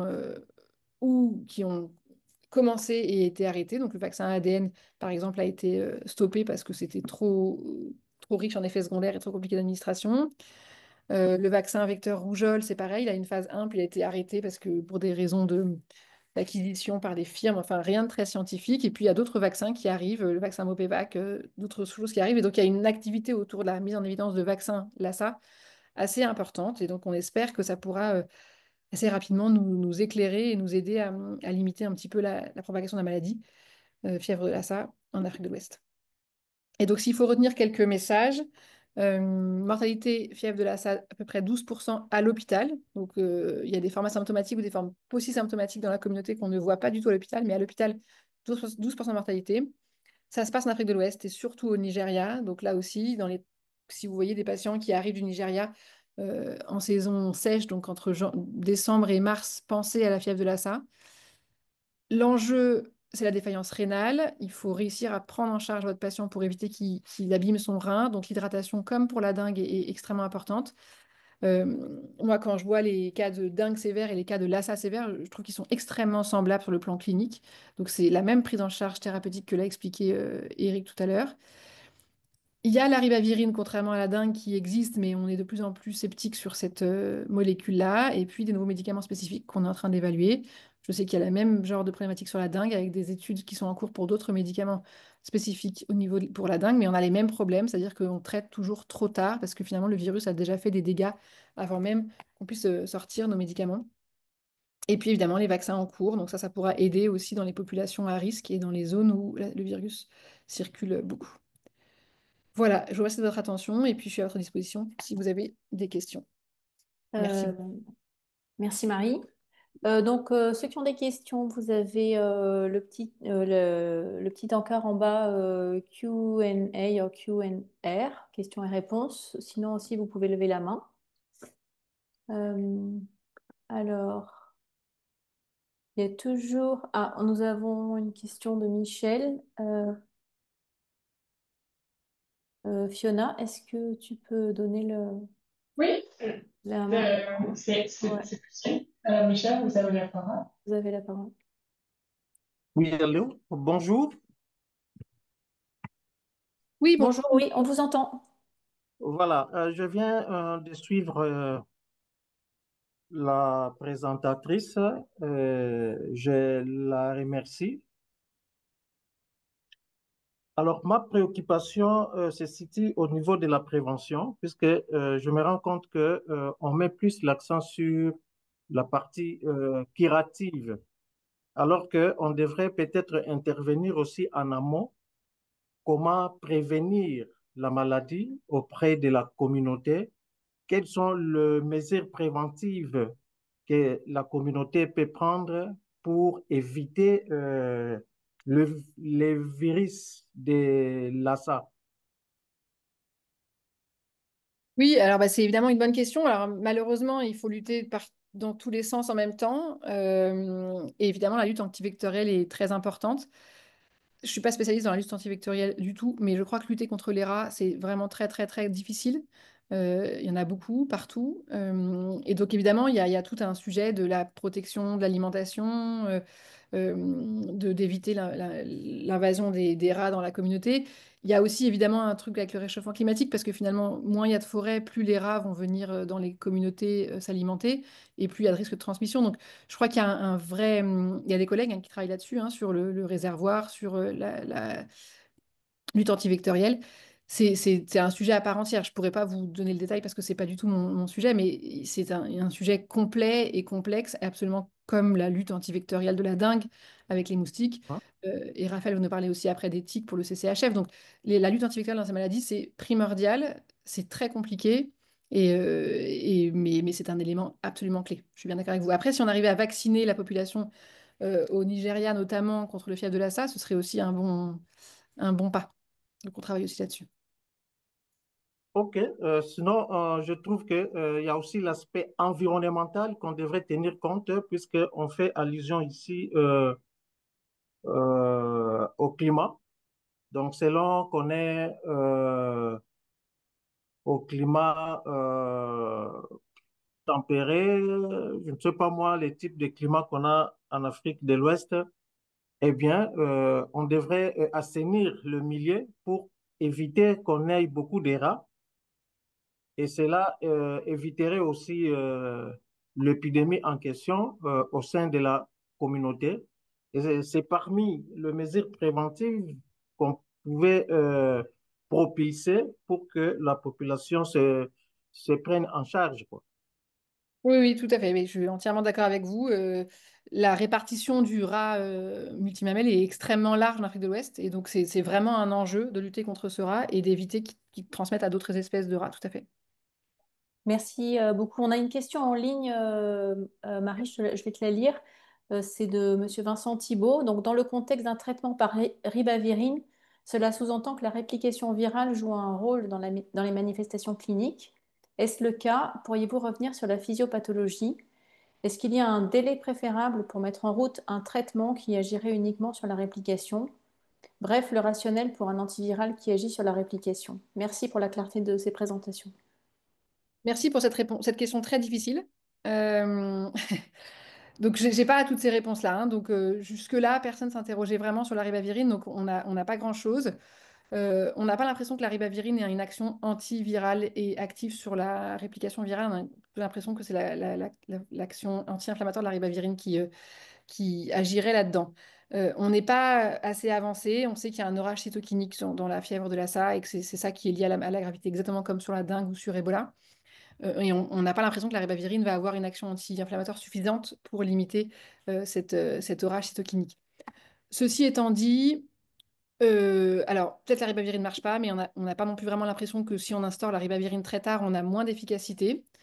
Euh, le gros enjeu des antiviraux, ça va être ça. C'est-à-dire que si on arrive trop tard et si finalement la réplication virale n'est pas en cause, et c'est l'orage cytokinique, c'est l'inflammation secondaire qui est en cause, ce qui est franchement ce que je suspecte, mais j'ai pas de preuves.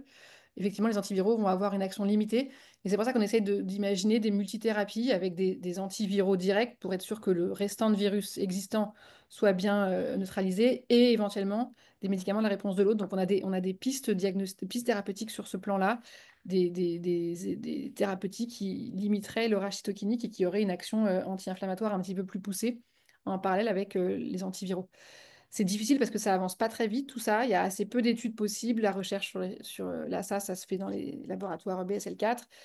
C'est assez compliqué de tester ces molécules-là, mais clairement, c'est une piste qu'on a, d'associer antiviraux et anti-inflammatoires au traitement de la réponse de l'hôte. Merci Marie. On a deux intervenants en ligne. Donc d'abord Dagobert Tanguy, je vous laisse la parole. Je pense que vous pouvez parler. Merci. Allez-y. Merci. Et comme Monsieur Michel, je félicite Docteur Jaspar pour son exposé, mais je voulais avoir une question ou deux. Euh, Quand est-ce que ce virus de Lassa ou la fièvre de Lassa a été découverte?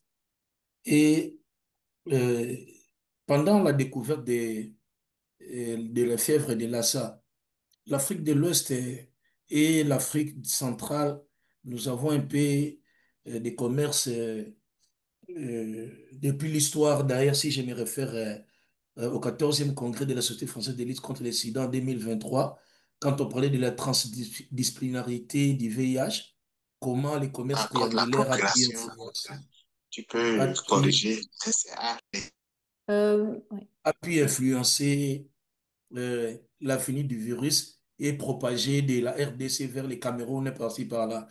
Et l'Afrique, bien que nous, en RDC, nous avons la forêt équatoriale, mais il y a des petites forêts qui croisent avec l'Afrique de l'Ouest. Qu'est-ce qui fait que depuis la découverte du virus, jusqu'à maintenant, le virus ne reste qu'à l'Afrique de l'Ouest? C'est ça un peu ma préoccupation de comprendre. Merci. C'est une très bonne question et c'est vrai qu'au Congo, vous avez beaucoup de maladies émergentes, mais vous n'avez pas celle-là. Et l'explication, je ne l'ai pas parce que comme vous avez vu, la répartition, l'aire géographique de répartition du rat multimamelle, elle inclut l'Afrique centrale aussi. Donc on n'arrive pas à savoir pourquoi est-ce qu'effectivement ça reste en Afrique de l'Ouest. Pour le coup, au Congo, en tout cas en RDC, il y a énormément, et puis au Congo-Brazzaville, il y a énormément de diagnostics qui est fait. Il y a des capacités diagnostiques qui sont très importantes. Donc, on est presque sûr qu'il n'y a pas de fièvre de Lassa. Mais je ne peux pas vous dire pourquoi est-ce que ceci arrive. C'est vrai que ça reste extrêmement limité. Et même en Afrique de l'Ouest, hors Nigeria, il y a finalement assez peu de cas chaque année. Et beaucoup arrivent par des gens qui voyagent en fait dans la sous-région. Après, c'est une maladie qui est, comme je l'ai dit, par exemple, en comparaison avec Ebola, qui est beaucoup moins transmissible d'homme à homme, très clairement. C'est nosocomial ou via le rongeur. Donc, s'il n'y a pas de rongeur infecté en Afrique centrale, eh ben, il n'y aura pas de maladie, a priori. Mais bon, comme vous voyez la répartition du rat, il y a des chances qu'à un moment donné, ça sorte. On surveille tout ça de très très près, et avec les collègues de RDC aussi et du Congo-Brazzaville. Et Merci Marie. Ah, la pardon. fièvre, l'année, Ah oui, pardon, fin des l'année. années 70, début des années 80, j'ai plus, je crois, 76 ou 77, à peu près en même temps qu'Ebola, en fait. Tout ça, ça arrive à peu près en même temps. Excusez-moi. Ok, merci. Merci. On a encore deux questions. D'abord, Mohamed Itawel qui est en ligne. Vous pouvez parler. Allez-y. Oui, bonsoir. Bonsoir. Merci beaucoup d'avoir donné les paroles. Je remercie Marie pour la présentation enrichie. Et moi, je m'appelle Mohamed Alamro. Je suis de la Mauritanie. Donc, je demande, vu que, vu que la présence des rats dans nos continents africains, est-ce qu'il n'y a pas une moyenne, est-ce qu'il n'y a pas une moyenne pour lutter contre ces vecteurs qui est le vecteur principal de ces maladies. Ça veut dire, est-ce que, à part les vaccinations, est-ce qu'il n'y a pas un vaccin ou un truc pour donner au rat ou éradiquer ces vecteurs? Merci beaucoup. Oui, donc, ben, comme je l'ai dit juste avant, il y en a certainement, c'est comme toutes les luttes antivectorielles, hein, il y a des programmes de lutte antivectorielle. C'est vrai que la lutte antivectorielle contre les rats est moins connue, moins importante que celle contre les moustiques, par exemple. Mais non, enfin, il y a des programmes au Nigeria d'ératisation, mais de ce que j'en ai compris des collègues qui font ça, c'est très compliqué. Ça revient très régulièrement. Donc, c'est évidemment une piste de prise en charge. Merci. Et donc, la dernière question là, qui est de Sandrine Baffon, question en ligne. Je suis surprise des 57% de co-infection avec le palu. Quid des palus en provenance d'une zone d'endémie pendant la saison sèche diagnostiquée en France quand il faut chercher un Lassa? Alors, on était surpris aussi de ces 57% de co-infection. Au Nigeria, ce qui se passe, c'est qu'il y a une suspicion de palu, hein, il y a de la fièvre. C'est vraiment des symptômes cliniques qui ressemblent fort au palu. Donc, il y a généralement en premier lieu une suspicion de palu. Il y a généralement même un traitement du palu, puis ça ne fonctionne pas. Et donc, les patients viennent à l'hôpital et là, on va chercher de la fièvre de Lassa. Donc, pour les fièvres en retour du Nigeria, je pense que quand est-ce qu'il faut chercher ça en France? Quand vous avez un patient qui vient du Nigeria ou d'Afrique de l'Ouest, type Guinée, Sierra Leone, Libéria, en saison sèche, et que vous avez de la fièvre avec un test paludiste négatif, il faut chercher la fièvre de Lassa. Ça me paraît assez clair. Si le test palu est positif, j'aurais tendance à quand même traiter d'abord le palu. De manière épidémiologique, c'est plus fréquent d'avoir le palu que d'avoir une co-infection. On dit toujours qu'on traite quand même plutôt une maladie. Donc voilà, je pense qu'il faut quand même être un peu uniciste. Traitons le palu et normalement, c'est quand même globalement ce qu'il y a. Cette co-infection dans cette étude-là, elle est assez étonnante. On n'arrive pas très bien à se l'expliquer. Euh, donc voilà, je pense qu'il faut quand même être uniciste et traiter d'abord un palu. Et puis si jamais vraiment ça ne va pas, on cherche une de ça. Mais ça me paraît ouais, plus raisonnable de traiter du palu avant la fièvre de Lassa. Voilà, il n'y a plus de questions, donc je te laisse la main. Oui, très bien. Merci beaucoup, On va Raphaël. reprendre dans pas longtemps. Très bien. Merci beaucoup. Bien, merci à tous pour vos questions extrêmement intéressantes et enrichissantes. On va finir par la troisième présentation qui vient donc de Raphaël et Sarah. Je crois que c'est Raphaël qui présente et Sarah qui soutient et répond aux questions, si j'ai bien compris. Donc, Raphaël travaille dans la même équipe de recherche que moi, là, et à l'INSERM à Paris, Institut Pierre-Louis d'épidémiologie et de santé publique. Elle est vétérinaire de formation et elle travaille sur la transmission des agents pathogènes zoonotiques et vectoriels pour chercher justement, comme on a parlé plusieurs fois, des stratégies de prévention et de contrôle. Donc elle pourra répondre à toutes vos questions sur le contrôle des vecteurs. Et Sarah, qui va donc assister, soutenir et aider Raphaël dans cette présentation, est entomologiste médicale et virologiste à l'ANSES. Et elle travaille principalement sur l'évolution d'épidémiologie des agents pathogènes vectorisés par les tiques et les moustiques en Europe. Donc là, vous allez avoir deux fantastiques femmes qui vont pouvoir vous répondre sur cette lutte antivectorielle et sur le rôle de ces vecteurs dans ces maladies. Voilà, je pense qu'on peut commencer par le quiz et je vous laisse la main, mesdames. Je partage mon écran après, non, c'est ça? Après. On commence par le quiz d'abord. Ouais. Alors, la première question, la fièvre hémorragique Crimée-Congo est une zoonose et transmise uniquement par les tiques, est à l'origine de fièvre hémorragique chez les vaches et ne bénéficie pas de traitement spécifique ni de vaccin. Donc ça, c'est le premier QCM. Voilà, donc je vous laisse répondre tranquillement. Et la deuxième question, c'est la diffusion géographique du virus est mondiale, suit la répartition des tiques vectrices, est permise entre autres par les mouvements d'animaux et ne serait pas impactée par le climat. Donc il y a plusieurs réponses possibles. Voilà, donc allez-y. Et puis Fiona, je vous laisse nous dire. Là, il y a 15% de participation. On va s'arrêter jusqu'à 30.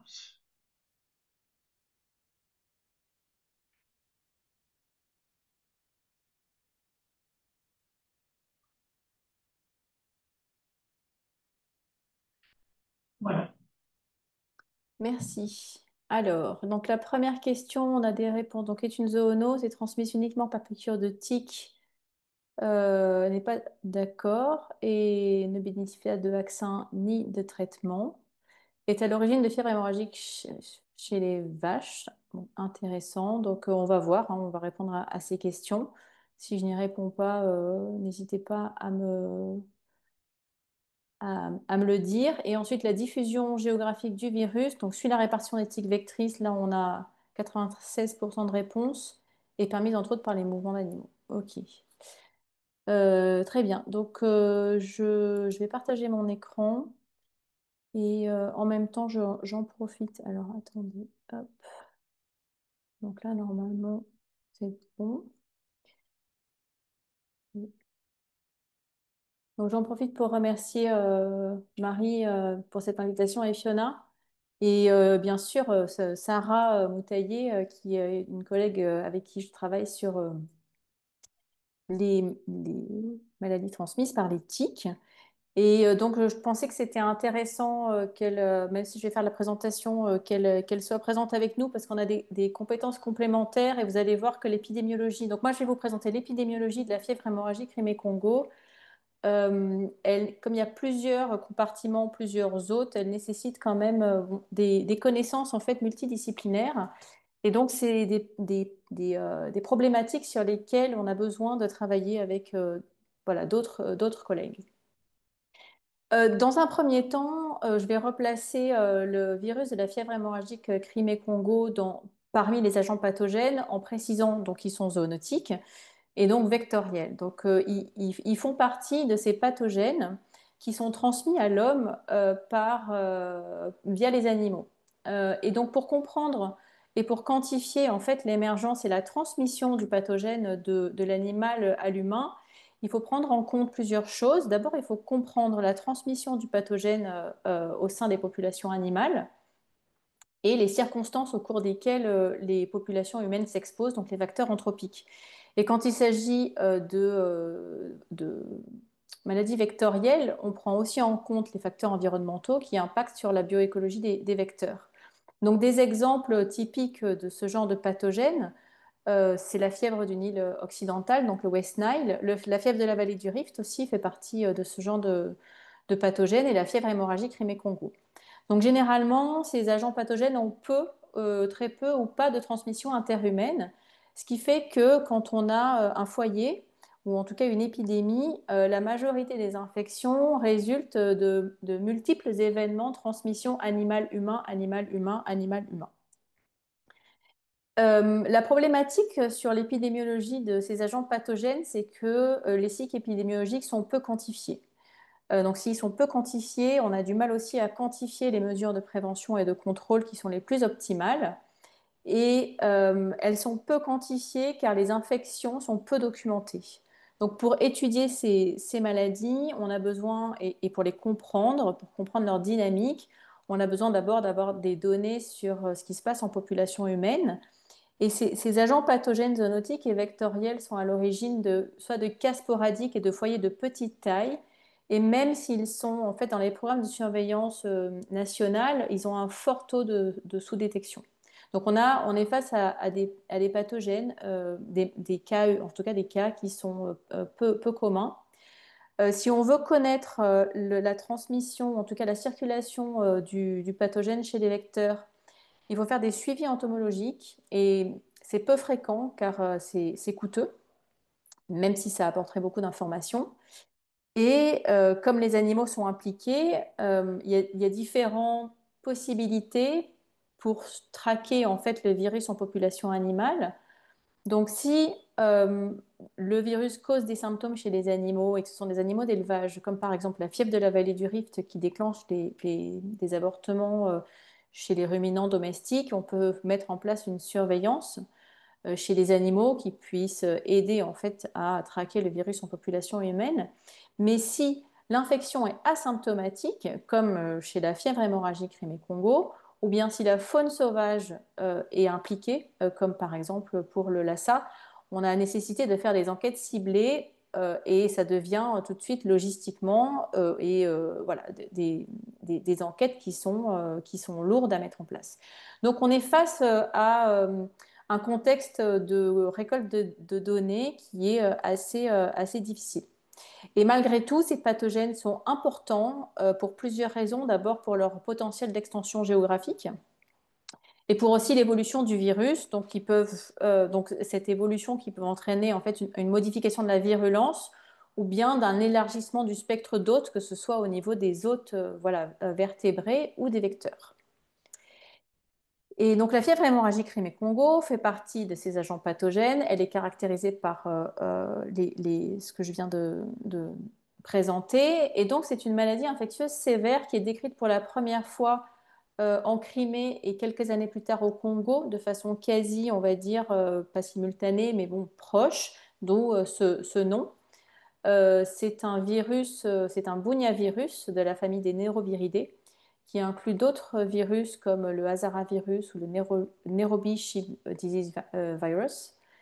Chez les bunyavirus, on a aussi la fièvre de la vallée du Rift, mais ce n'est pas un Néroviridé.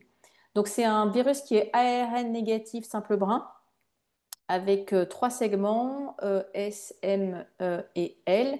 Le segment S qui code pour les protéines non structurales, le segment M pour la majorité des glycoprotéines et le segment L pour les protéines de réplication. C'est un virus qui a plusieurs génotypes qui sont spatialisés. Donc on a 3 génotypes en Afrique, 2 génotypes en Europe et 2 génotypes en Asie, et qui nécessitent des mesures de bioconfinement de 3 ou de 4 en fonction des pays. La transmission, je vais rentrer dans le détail du cycle tout à l'heure, mais là, donc, il y a une transmission animal-humain qui se fait par les tiques, mais aussi par contact direct avec des matières infectieuses. Donc la piqûre de tique n'est pas le seul moyen de transmission. Et entre animaux, c'est majoritairement les tiques, même si le contact direct n'est pas exclu.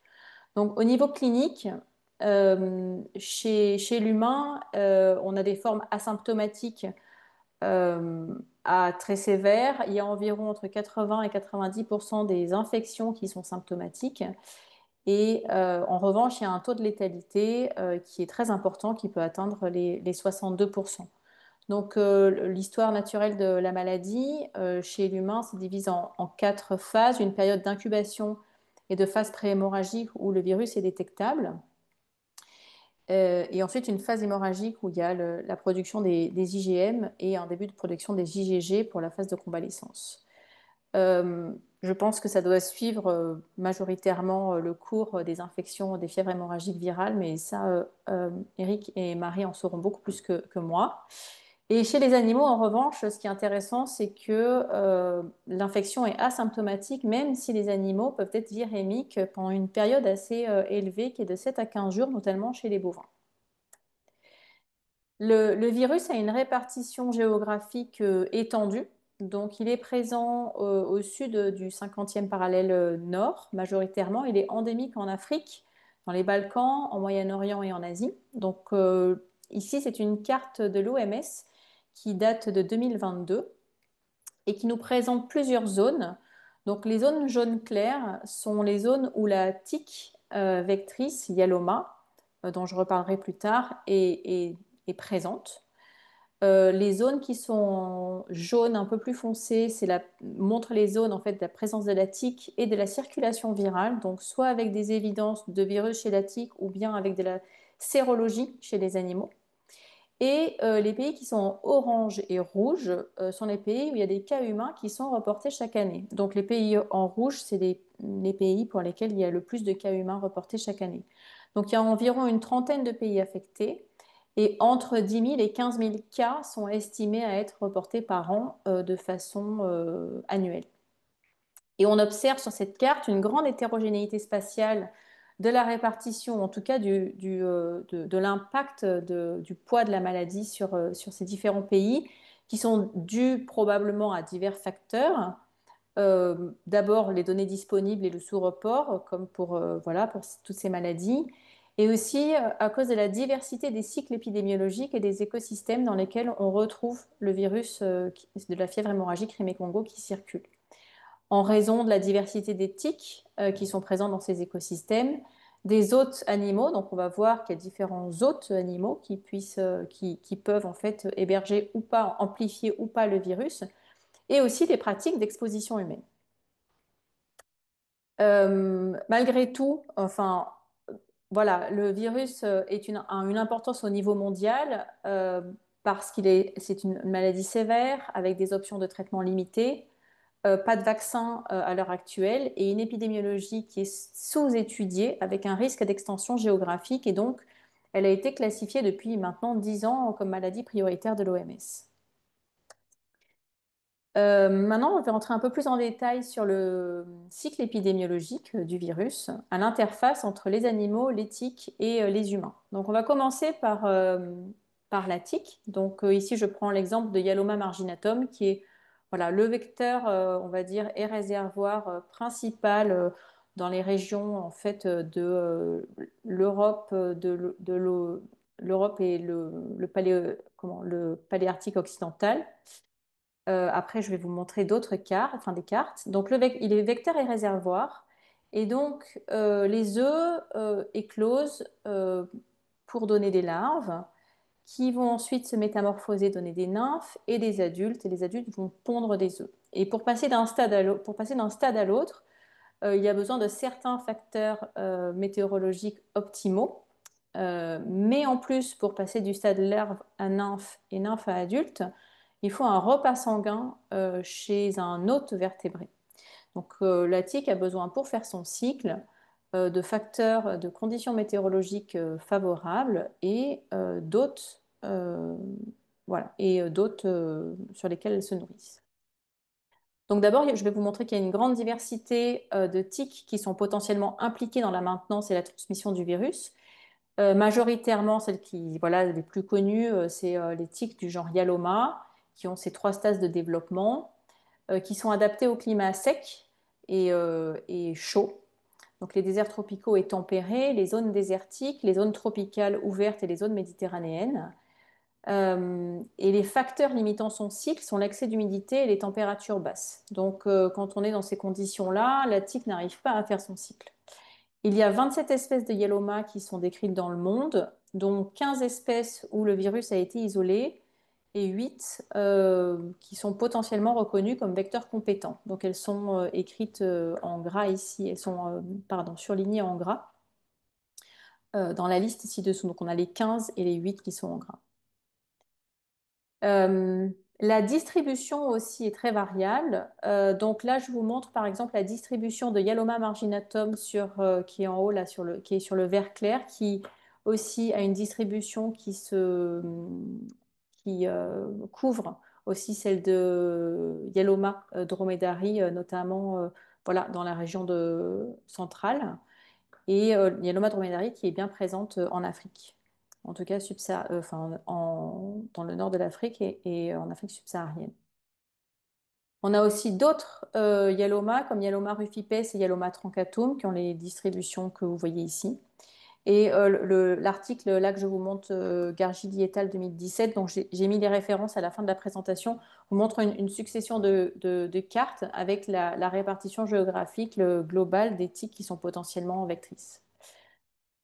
Donc, si on revient à ce cycle de la tique, donc la tique a besoin d'hôtes pour se nourrir. Donc, les larves et les nymphes, c'est ce qui s'appelle les stades immatures, vont se nourrir préférentiellement sur des animaux de petite taille, des petits mammifères ou bien certains oiseaux.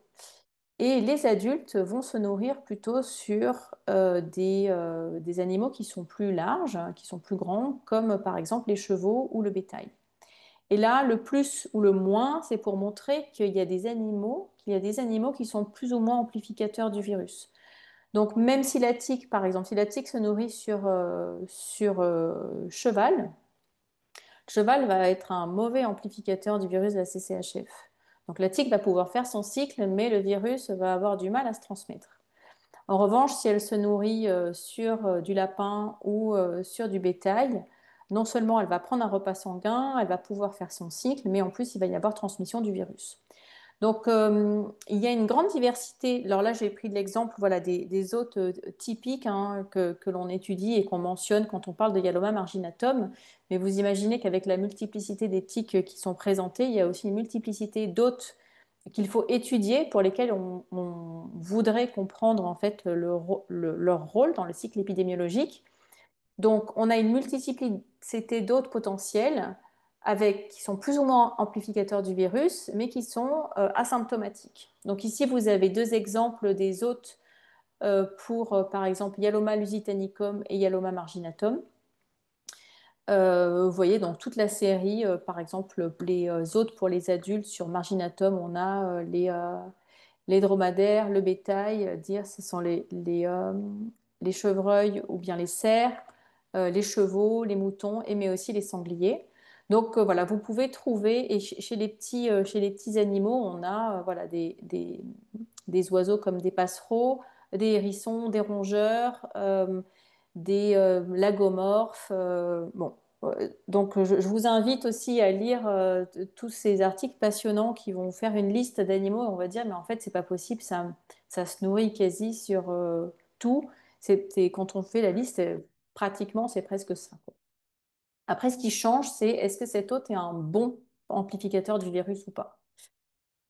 Euh, Vous m'entendez ou pas? Parce que oui, hein.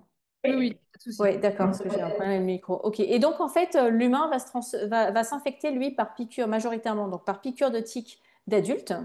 Et Yaloma a une caractéristique, c'est elle va chercher l'autre, elle a un comportement voilà, de chasseuse, elle va se déplacer pour aller chercher son hôte. Et là, c'est une vidéo que j'ai prise de Yaloma marginatum, et vous voyez que voilà, ce sont des tiques qui sont assez grosses et qui se déplacent très facilement et très rapidement. Donc, quand Yaloma marginatum va se trouver à proximité d'animaux, elle va les repérer et ils vont aller chercher leur proie.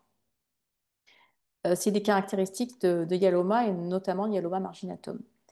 Et l'humain va aussi se contaminer par contact avec les tissus infectieux, notamment de bovins quand ils sont virémiques. Et la transmission interhumaine, contact avec les matières infectieuses, existe, en tout cas est reportée et documentée et est limitée. Donc pour résumer, les populations à risque voilà, d'infection CCHF en population humaine, d'abord c'est les populations qui sont exposées à la piqûre de tiques infectées. Donc c'est les individus qui ont des activités de plein air, les éleveurs, les forestiers, les randonneurs, les militaires par exemple. Les personnes qui sont en contact direct avec des animaux et potentiellement des tissus infectieux. donc les bergers, les éleveurs, les bouchers, les personnels d'abattoir et les vétérinaires. Et enfin, il y a une transmission nosocomiale ou intrafamiliale par piqûre d'aiguille ou contact avec le sang et les sécrétions qui est documentée, mais c'est une transmission qui est peu efficace. Donc les professionnels de santé et les membres des familles qui sont impliqués dans les soins. Donc on a 3 groupes principaux dont les majoritaires sont transmission par piqûre de tique infectée et avec contact avec les animaux. Donc les mécanismes de diffusion spatiale entre 2 zones sont multiples. Donc si on reprend le cycle que je vous ai présenté, donc là, on va dire que ça se passe dans une zone, voilà, une zone donnée, une zone I, qui a une composition d'hôtes particulière. Le virus va pouvoir se déplacer dans la zone J, qui a peut-être soit la même composition d'autres animaux, soit d'autres autres animaux.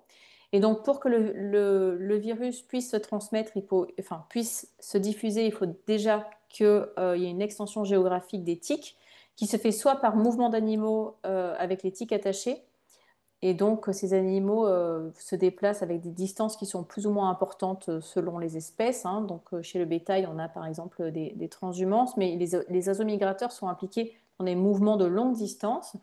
Mais une fois que la tique est arrivée, au lieu d'arriver, il faut aussi des conditions climatiques favorables pour qu'elle puisse faire son cycle, en fait, pour que la tique puisse s'installer. Donc, c'est pas parce qu'une tique sur un oiseau voilà, va parcourir des centaines et des centaines de kilomètres et va arriver dans une zone, si la tique n'est pas capable de faire son cycle, elle ne va pas s'implanter. Donc, on va juste parler d'introduction sporadique, mais pas d'installation. Et enfin, une fois que la tique a pu voilà, se déplacer, le virus aussi doit se déplacer, donc soit par mouvement voilà, d'animaux infectieux, ou bien par mouvement d'animaux qui portent les tiques infectées. Donc on a ces mouvements de diffusion qui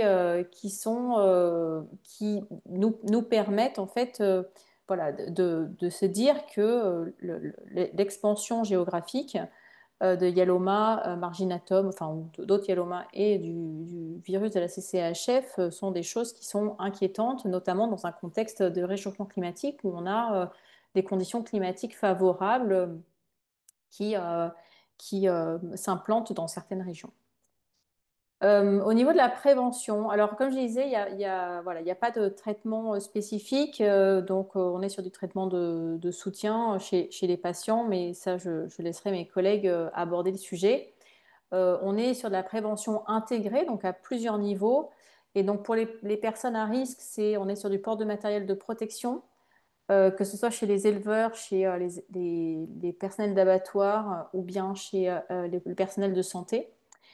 Euh, les vaccins, c'est vrai qu'en Bulgarie, il y a un vaccin inactivé, mais l'efficacité est peu documentée et il a été utilisé il y a plusieurs années dans population militaire, donc on a vraiment très peu d'informations. Il y a plusieurs vaccins candidats qui sont en phase préclinique parce qu'il justement il est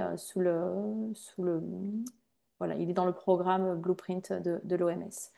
Donc, ce qui est important aussi, c'est de réduire la pression d'infestation des tiques chez le bétail par des traitements acaricides. Mais c'est aussi vrai en fait pour d'autres maladies à tiques transmises aux animaux. Donc, voilà, donc ça c'est en traitement couronne ou bien dans des pédiluves. Donc, on passe les animaux dans des pédiluves, ou bien la restriction aussi de mouvements d'animaux en cas de troupeau infecté pour éviter la diffusion aux zones avoisinantes du virus. Donc, si on sait qu'une zone est infectée par le virus, réduire les mouvements de troupeaux. Et en fait, dans une zone donnée, quand on est dans une zone donnée, qu'on travaille dans une zone donnée, c'est vrai que c'est bien de connaître quels sont les endroits et les saisons qui sont les plus à risque de piqûres de tiques et aussi connaître le niveau de circulation du virus. Alors, ça commence à être documenté dans certains pays, mais c'est vrai qu'il y a quand même peu d'études sérologiques qui ont été mises en place. Enfin, il y en a quand même, voilà, il y en a quand même, mais c'est pas documenté comme à la hauteur, par exemple, de dengue ou chikungunya ou de ces autres arboviroses.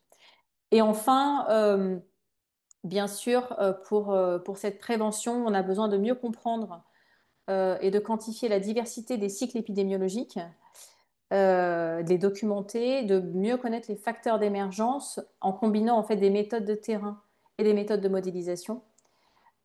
pour mieux prédire les zones à risque d'extension et voilà, de diffusion du virus, mais aussi pour évaluer l'efficacité de mesures de contrôle, que ce soit par exemple voilà, l'évaluation de la mise en place de la vaccination.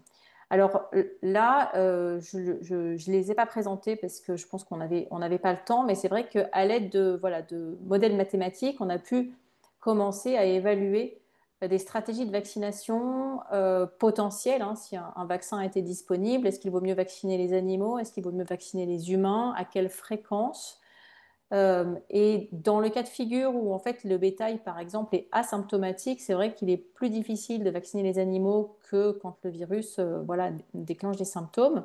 Et aussi en raison du taux de renouvellement des cheptels. Voilà, est-ce qu'il est plus efficace de vacciner les animaux ou les humains? Donc, la modélisation, couplée à des méthodes de collecte de données de terrain, peut nous aider à répondre à ces questions. Donc, en conclusion, sur le virus de la CCHF, nous avons vu qu'il y avait une large répartition géographique sur 3 continents, mais une hétérogénéité spatiale des contextes éco-épidémiologiques, qu'il est transmis principalement par des tiques du genre Yaloma, avec une grande diversité d'hôtes animaux potentiels, que les humains font des formes asymptomatiques à très sévères et que les populations à risque sont ceux qui sont en contact avec les animaux et les professionnels de santé en zone endémique, qu'il n'y a pas de vaccin commercialisé et qu'il y a vraiment une nécessité de mieux comprendre l'épidémiologie de la maladie avec des approches quantitatives et voilà, couplées avec des données de vie réelle. Ici, il y a toute la liste des références que je vous invite à lire pour vous documenter. Alors, il y en a beaucoup d'autres, hein, mais c'est celles que j'ai trouvées voilà, intéressantes pour préparer cette présentation et je vous remercie de votre attention.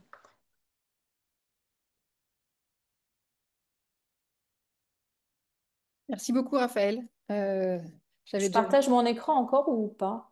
Oui, tout à fait. Ouais, d'accord, ok. Merci pour cette présentation Ça nous change un peu, ça nous fait du bien de voir ça sous un angle différent. Alors, je sais pas... Je voulais demander d'abord si Sarah voulait ajouter quelque chose spécifiquement sur certains points que tu trouvais importants. Non, alors peut-être juste préciser que dans la carte de l'OMS qui donne le nombre enfin, les pays touchés par des cas humains, en fait, elle est pas si bien faite que ça parce que par exemple, il y a des cas humains en Espagne et au Portugal, mais comme il y a moins de 5 cas par an, elle n'est pas en couleur, ces deux pays-là sont pas en couleur orange. Voilà, mais c'est pour vous signaler que vous avez quand même des cas humains aussi en Espagne et maintenant au Portugal. Et puis que pour l'instant, nous n'avons pas de cas humains en France, mais que c'est surveillé de très près.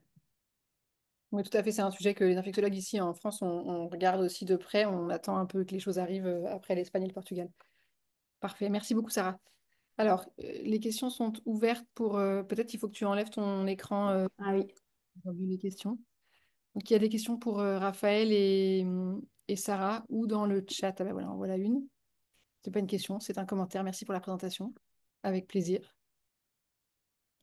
Oui, alors du coup, la question, Gamba, si je n'ai pas écorché votre nom. Il faut ouvrir votre micro.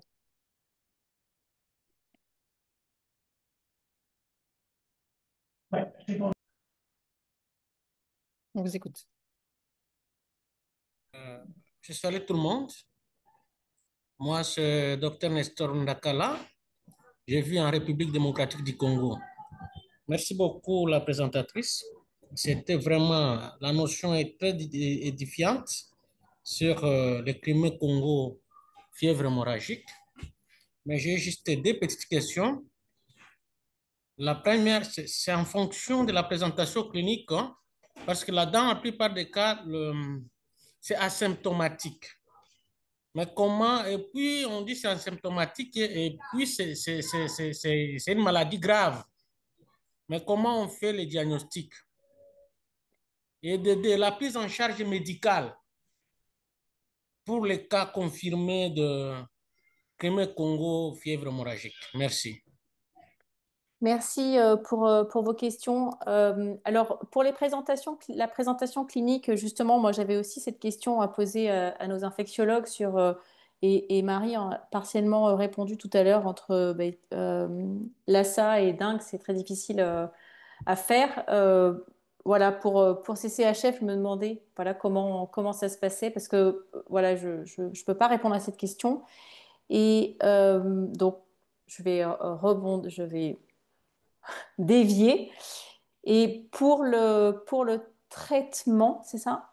C'était votre question sur le Oui, traitement? oui, oui, les Oui, traitements. sur le traitement, il n'y a pas de traitement spécifique. On parle dans la littérature de ribavirine, mais l'efficacité, je ne la connais pas. Peut-être que Sarah a des informations là-dessus. C'est surtout un traitement de support, en fait. Ouais. Marie ou Oui, Sarah, alors, allez-y. si je peux... Sarah, vas-y. Non, pas de... Je vais pas aider beaucoup là-dessus. D'accord. Désolée. Non, alors pour le traitement, donc effectivement, c'est la ribavirine qui est pour l'instant utilisée et recommandée, mais avec le même niveau de preuve que sur l'ASA, donc extrêmement faible. Il y a un essai en cours avec le favipiravir aussi, mais bon, vous allez dire, on prend les mêmes molécules et on recommence en permanence, mais parce qu'il y a tellement peu de molécules disponibles avec une activité préclinique sur ces virus-là que c'est assez compliqué. On n'a vraiment pas beaucoup de substances. Donc bon, on va voir si on trouve autre chose, mais il y a des gens qui cherchent là-dessus.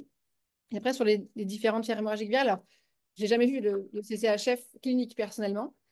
Mais excusez-moi pour le bruit. Voilà, ils sont passés. Vous n'avez pas entendu de bruit? Non, il y avait des pimpons dehors. Euh, pour la présentation clinique. Alors, donc je dis, j'en ai jamais vu. Le fait est que quand on lit les livres, elles se ressemblent toutes, hein, quand même. Et comment les différencier sur le plan clinique, j'en ai pas la moindre idée. Et à tel point que le patient dont je parlais tout à l'heure au début de la présentation d'Éric, qui est finalement mort d'une dengue, nous, on l'avait étiqueté suspicion de CCHF au début parce il avait fait un voyage dans une zone endémique du CCHF. Et bon, finalement, c'était une dengue et il est mort de sa dengue. Donc, tout ça pour dire qu'une fièvre hémorragique virale ressemble à une fièvre hémorragique virale. Ces patients ont de la fièvre, saignent. Et ensuite, c'est la trace épidémiologique qui peut nous aider à essayer d'orienter. Et puis le niveau de gravité, c'est-à-dire que le CCHF, c'est une fièvre hémorragique virale classe 4, donc il faut faire attention et se protéger quand on prend en charge les patients. Et donc on pense toujours au pire et en général, on s'occupe du CCHF avant de s'occuper de la dengue, malheureusement. Mais voilà, mais donc la présentation clinique, j'en ai jamais vu, mais elles sont à peu près. J'ai vu du Ebola et du Lassa et de la dengue. Bon, et ben, les trois se ressemblent vraiment fort, fort, fort. Donc je suppose, d'après les bouquins, que le CCHF aura le même genre de présentation. Donc épidémiologie peut nous orienter. Voilà, j'espère que ça répond à votre question. Enfin, que ça aide en tout cas. Oui, c'est surtout les types de populations à risque ou les contacts, voilà. Exactement. Puis les zones géographiques, tout ça, c'est vrai que le patient qui revenait d'un coin, il y avait des CHF, il y avait aussi de la dengue, mais on était moins branché là-dessus. Et bon, bah, pour finir, là, une dengue.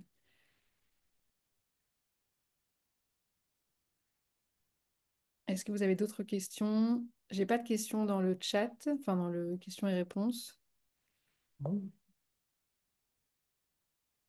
N'hésitez pas, hein, c'est l'occasion. Oui. Alors, Yele Picho Lambou, on vous écoute. Ok, merci beaucoup. Bonsoir à tous. Merci beaucoup pour cette présentation. J'ai deux questions par rapport à cette présentation-là. Alors, vous avez montré que certains autres sont bons multiplicateurs du virus, alors que d'autres ne le sont pas. Je voudrais savoir quel mécanisme biologique explique cette différence.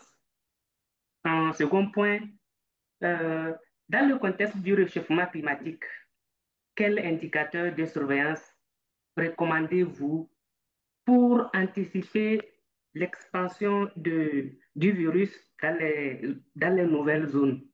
Je voudrais quelques explications là. Quels indicateurs on peut surveiller pour limiter l'expansion du virus là dans des zones où on n'a pas encore cette pathologie-là? Merci beaucoup. Merci beaucoup pour votre question très intéressante et auxquelles j'aimerais pouvoir répondre, notamment sur les autres qui sont plus ou moins bons amplificateurs.